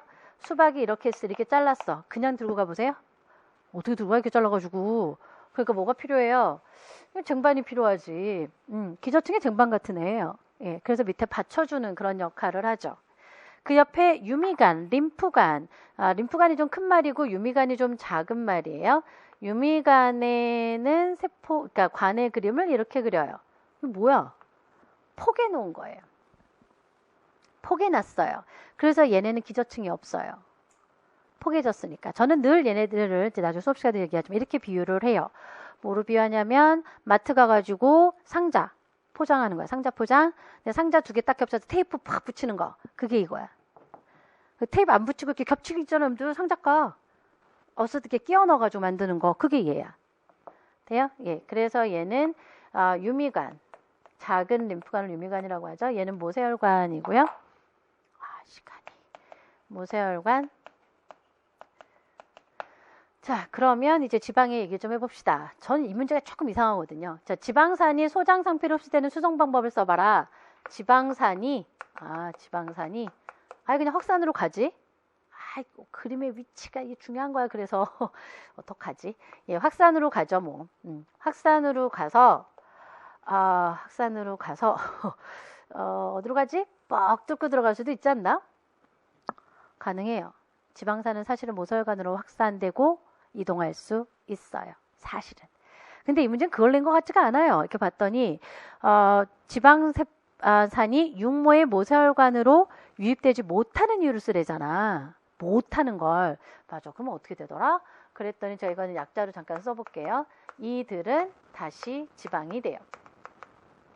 다시 지방이 돼서 킬로미크론이라고 하는 운반 형태가 만들어져요. 운반 형태가. 예. 그래서 이렇게 되니까 조면 소포체 같다. 활면 소포체인데. 아무튼 소포체예요. 소포체인데 그 킬로미크론이라고 하는 분자를 만들었어요. 킬로미크론. 저는 그냥 간단하게는 이렇게만 그려요. 예. 그래서 킬로미크론은 주머니로 싸서 나가야 돼요. 그리고 주머니로 싸서 나가서 융합이 되어야 되지요. 이렇게 나가거든요. 이게 킬로미크론이라고 하는 애죠. 킬로미크론은 기점막을 통과하지 못해요. 킬로미크론이 이 혈관보다 크지 않아? 그렇죠. 없어요. 작아요. 얘도 굉장히 작은데 기점막을 통과할 정도는 아니에요. 그런데 얘는 나와가지고 어떻게 갔냐면 여기를 쑥 밀고 들어갔네? 그러니까 그 상자가 겹쳐놓으면 그게 좋더라고. 이렇게 쑥 밀고 뭐 좀 끼워 넣을 수 있고, 그죠? 그런 방식이에요. 그래서 안으로 들어가서 이동할 수 있었던 거죠. 그러니까 얘는 못 갔단 말이에요. 모세혈관 쪽으로는 그 얘기 쓰라는 거구나. 예, 혈류 유입되는 다른 이유와 혈류로 유입되는 다른 경로를 설명할 것. 못하는 이유와 혈류로 유입되는. 그러니까 혈류로 다시 돌아가기는 하죠, 얘네가. 나중에 혈류로 가요. 킬로미크론도. 안 가진 않아요. 다만 한참 순환한 어디까지 가나요? 저 위로 림프관이 혈관과 합쳐지거든요. 그때 되면 혈관으로 들어가요. 즉 혈액에서 이동하는 형태가 킬로미크론이라는 거죠. 두 가지가 다 이걸로 설명이 되는데요. 그 내용을 앞으로 갖고 써라고요. 옆에 보죠. 뭐 그런 내용이 있는지. 일단 감은 왔는데 체세포로 들어온 음식물을 위해서 연동운동, 위산, 다양한 효소에서 소장으로 이동하고요. 산성 유미즙이 소장으로 이동하는 동안에 췌장, 간에서 분비되는 여러 물질과 혼합이 돼요. 췌장, 뭐예요? 이자액이에요. 또는 이자액 췌장액이라고도 하고요. 간에서 분비되는 물질이요? 쓸개즙이죠? 간에서 만들어져서 물론 쓸개에 가 있죠. 근데 소화랑 관련되면 쓸개즙밖에 없지 뭐. 담즙. 자, 그래서 혼합이 되고 이 물빈물 중 췌장의 무슨 세포에서 다량 분비되는 중탄산유. 깜짝 놀랐습니다. 제가 저걸 내가지고. 저거를 냈단 말이야. 뭐여기서 레벨이 이분들 레벨이 높네. 그래서 원하는 게 참 많다라는 생각이 들었네요. 그림으로 그려드리면 이와 같습니다. 여기가 12지장이고요. 얘를 총담관이라고 합니다. 저기도 자료가 췌장 그림 나와있잖아요. 췌장 그림. 그죠? 이거 췌장 그림이에요. 예, 그래서 한자로는 총담관이라고 해서 쓸개가 쓸개 위에 항상 제가 이렇게 그려요. 간은 세모로 그려야 직성이 풀리는. 그래서 간에서 만들어진 쓸개즙은 쓸개한테 들어갔다가 나와서 총담관을 통해서 가요. 사실 이자하고요. 쓸개즙하고 들어가는 관은 하나예요. 마지막으로. 그래서 이자 어디 가서 이게 그러니까 이자를 어떻게 이렇게 그렸냐고요. 이자 그림을 그리는 방법 중에 하나예요. 아이고. 이렇게 죄송합니다. 여기까지. 그러니까 지우개는 뒀다가 여기까지 돼요? 이렇게. 그래서 여긴 분비관이 있어요. 이 분비관을 따라 나가는 건데요. 여기는 세포가 이렇게 포도처럼 생겼어요. 예. 헛박과리처럼 생겼다라고도 하고 여기 세포가 있고 그리고 요거를 둘러싸고 있는 세포도 있어요. 그래서 얘는 분비관을 쫓아서 나가게 되어 있거든요. 되나요? 놀란 게 이거였다고 사실은. 그래서 한 번 더 확인하고 막 그랬어요. 진짜 캬가 이렇게 보긴 했는데 예, 그래서 일단 저 위에 있는 세포를 한자로 포도상선 세포라고 하거든요. 말이 좀 있다. 포도 모양상자, 포도 모양으로 생긴 선, 분비선. 그래서 포도상선 세포라고 일부에서는 번역을 하기도 하는데요. 번안을 할 때 포도상선 세포 말이 되게 어렵다. 영어로는 아시나라고 하는데요. 제가 왜 이렇게 원어를 쓸까요? 여러분들은 원어 시험 문제를 내지는 않아요. 근데 제가 원어를 내는 건 번안어는 책마다 오해가 좀 많아요.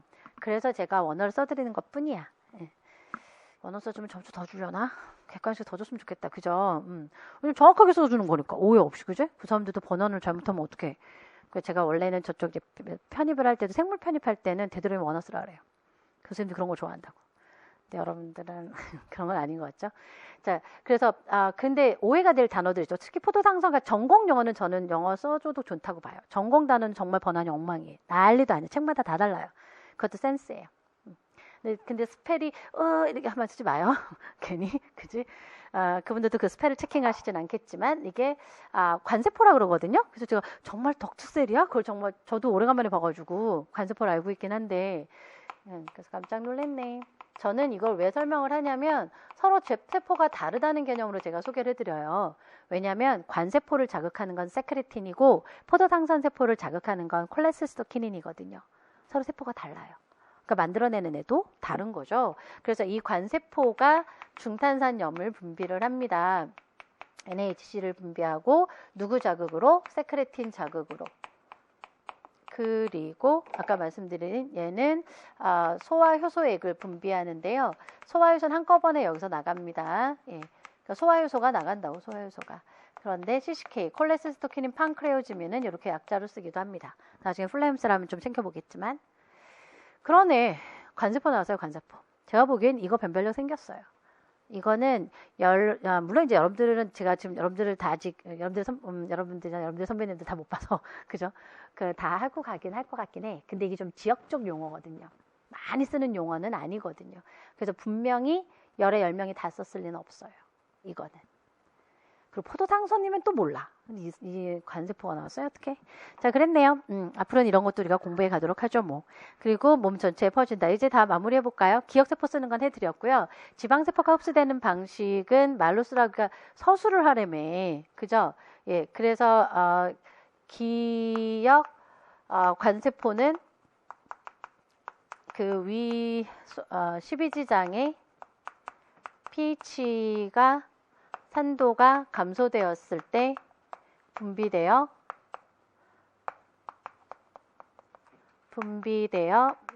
뭘 써야 될까요? 사실은 그죠? 그냥 이름만 쓰면 되긴 해요. 이름 쓰라면. 근데 저기 뭐 작성을 해야 되니까 사실 그래서 저는 그러면 간단하게 구조기능 정도 쓰거든요. 결국 이거의 기능은 뭘까라고 하면 12지장의 pH를 소화효소 pH를 중화시킨다 정도까지 지금 할게요. 원래 다른 목적이 좀 있는데 지금은 일단 중화시킨다라는 것까지. 그리고 이렇게 중화시킨 이유가 사실은 췌장액이나 이들이 가지고 있는 소화효소가 가장 일을 잘하는 조건을 만들어주는 거예요. 그리고 지방산이 흡수되는 경로는 제가 좀 컴마를 찍게 되네요. 지방산은 미세육모막을 단순 확산하여 유입되고 된 후 소포체에서 모노글리세리드와 결합하여 결합도 뭐 전공 단어 살짝 쓸 수도 있지요. 예, 탈수 결합하여 지방이 됩니다. 트리글리세라이드가 되죠. 지방과 각종 지용성 비타민 그리고 스테로이드 등 자 이런 걸 제가 쓰죠. 이게 갑자기 뭐야? 킬로미크론을 만드는 이유예요. 왜 킬로미크론을 만들었을까요? 그 이유 중에 하나예요. 지질을 한 번에 운반하기 위해서. 지질들은 물에 잘 안 녹아요. 그러려면 지질들을 물에 운반시킬 수 있려면 다 운반 단백질들이 필요하거든요. 이거 일일이 운반 단백질을 다 어떻게 날려줘? 그래서 하나의 포장 형태를 만든 거예요. 그래서 킬로미크론이 만들어진 겁니다.를 포함한 이걸 식이성 지질이라고 하죠. 식이성 지질. 제가 문장 쓰죠? 운반 형태인 처음에 바뀌어 쓰기도 힘드실걸요? 익숙해지실 거예요. 예. 킬로미크론을 형성하게 되고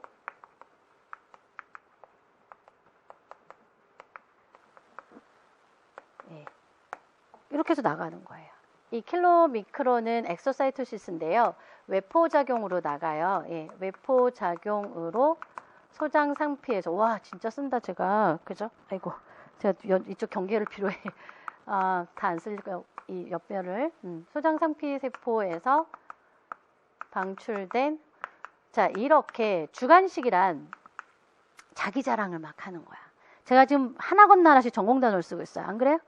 그냥 나갔어요 이래도 되는 걸 외포작용 엑소사이토시스란 말을 쓰고 있죠. 지금 제가 일부러 그렇게 하는 거예요. 아는 체 하려고. 조금이라도 전공 단어를 많이 써봐 보는 거예요. 예. 그래서 근데 이렇게 어려운 단어들은 아니에요. 예. 킬로미크론은 모세혈관을 싸고 있는 상피 세포를 둘러싼 기저층을 통과할 수 없어요. 기저층을 통과하지 못하여서 아까 못한 이유 수렴에 못했기 때문에 뭐 이유가 때문에가 나와야 되거든. 그죠? 예. 그래서 못했기 때문에 유미관으로 이동하게 된다. 그리고 유미관은 이제 후에 림프관으로 합쳐지고 림프관을 후에 순환 중에 혈관과 연결되죠. 근데 이게 정맥이거든요. 상대정맥이거든요. 그래서 상대정맥으로 연결되어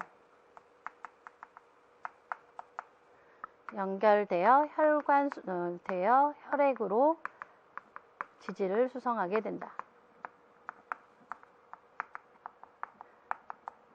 글씨는 엉망이다. 다음에 글씨 조금 잘 써볼게요.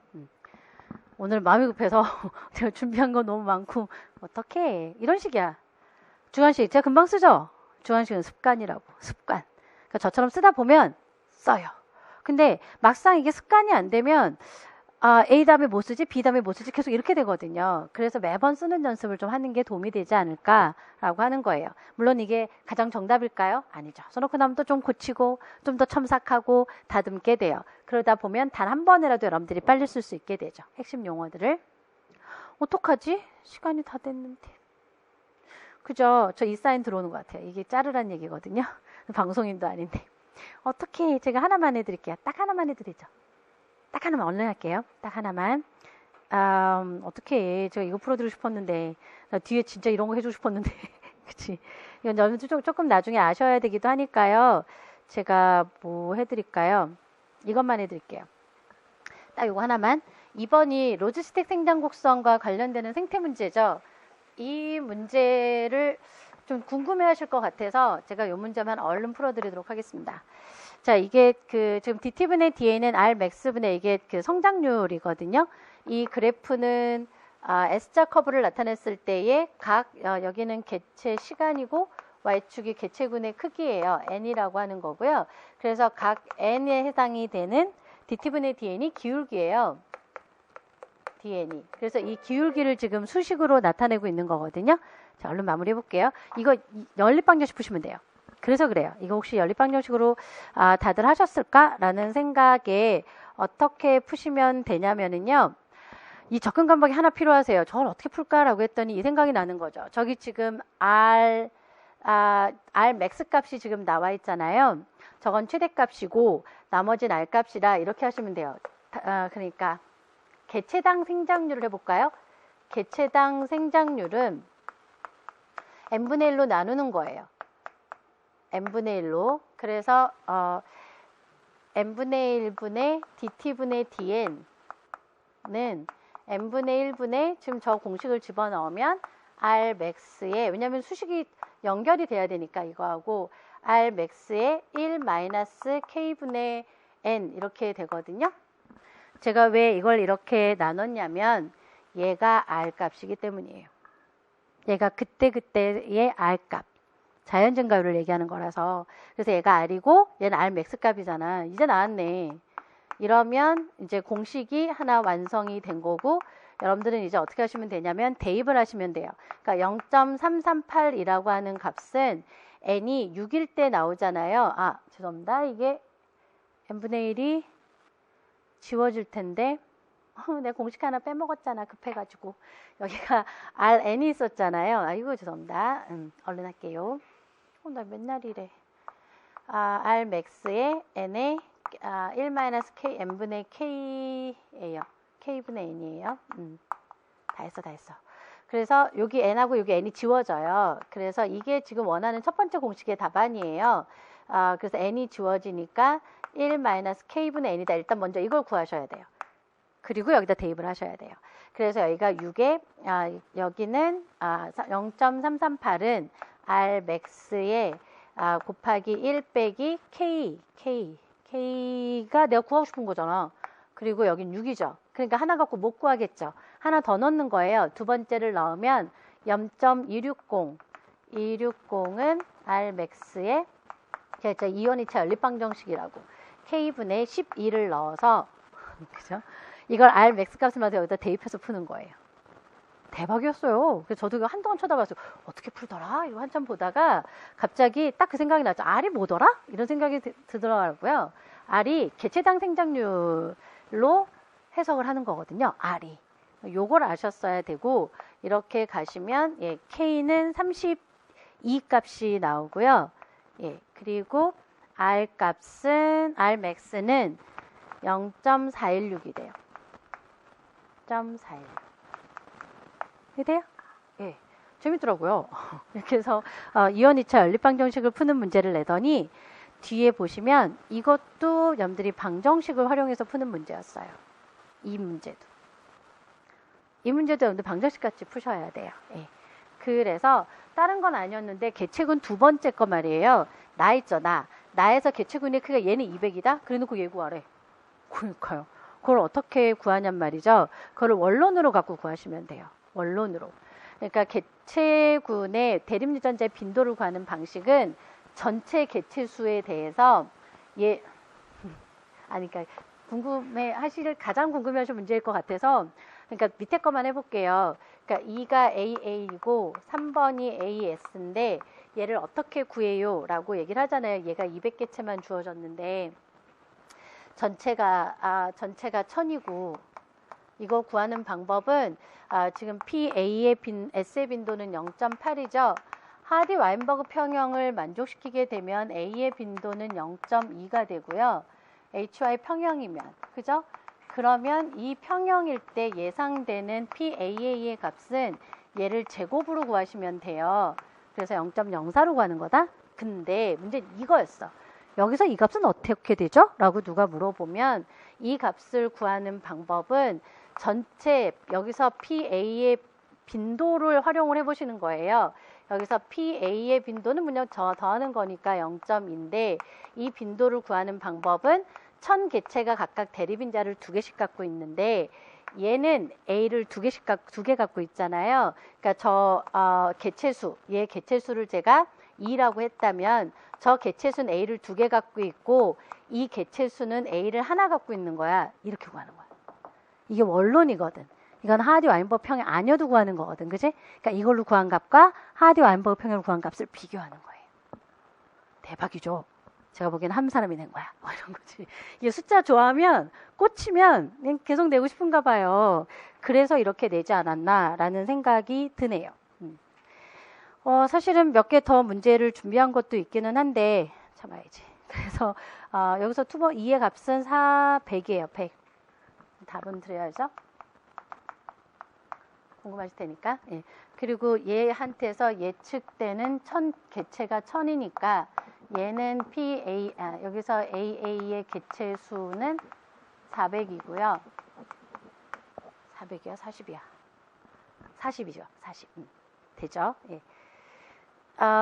그렇게 해서 일단 제가 정리를 좀 해드릴게요. 아유, 어떡해. 항상 이래. 항상 제가 아까 문제도 1.5배 드려요. 강의도 1.5배를 해. 이게 문제야, 이게. 해드리고 싶은 건 많은데 여기서 한번 일단 정리를 하고요. 다음에 또 기출문제 강의를 하는 기회는 또 마련을 해보도록 할게요. 여기까지 하겠습니다.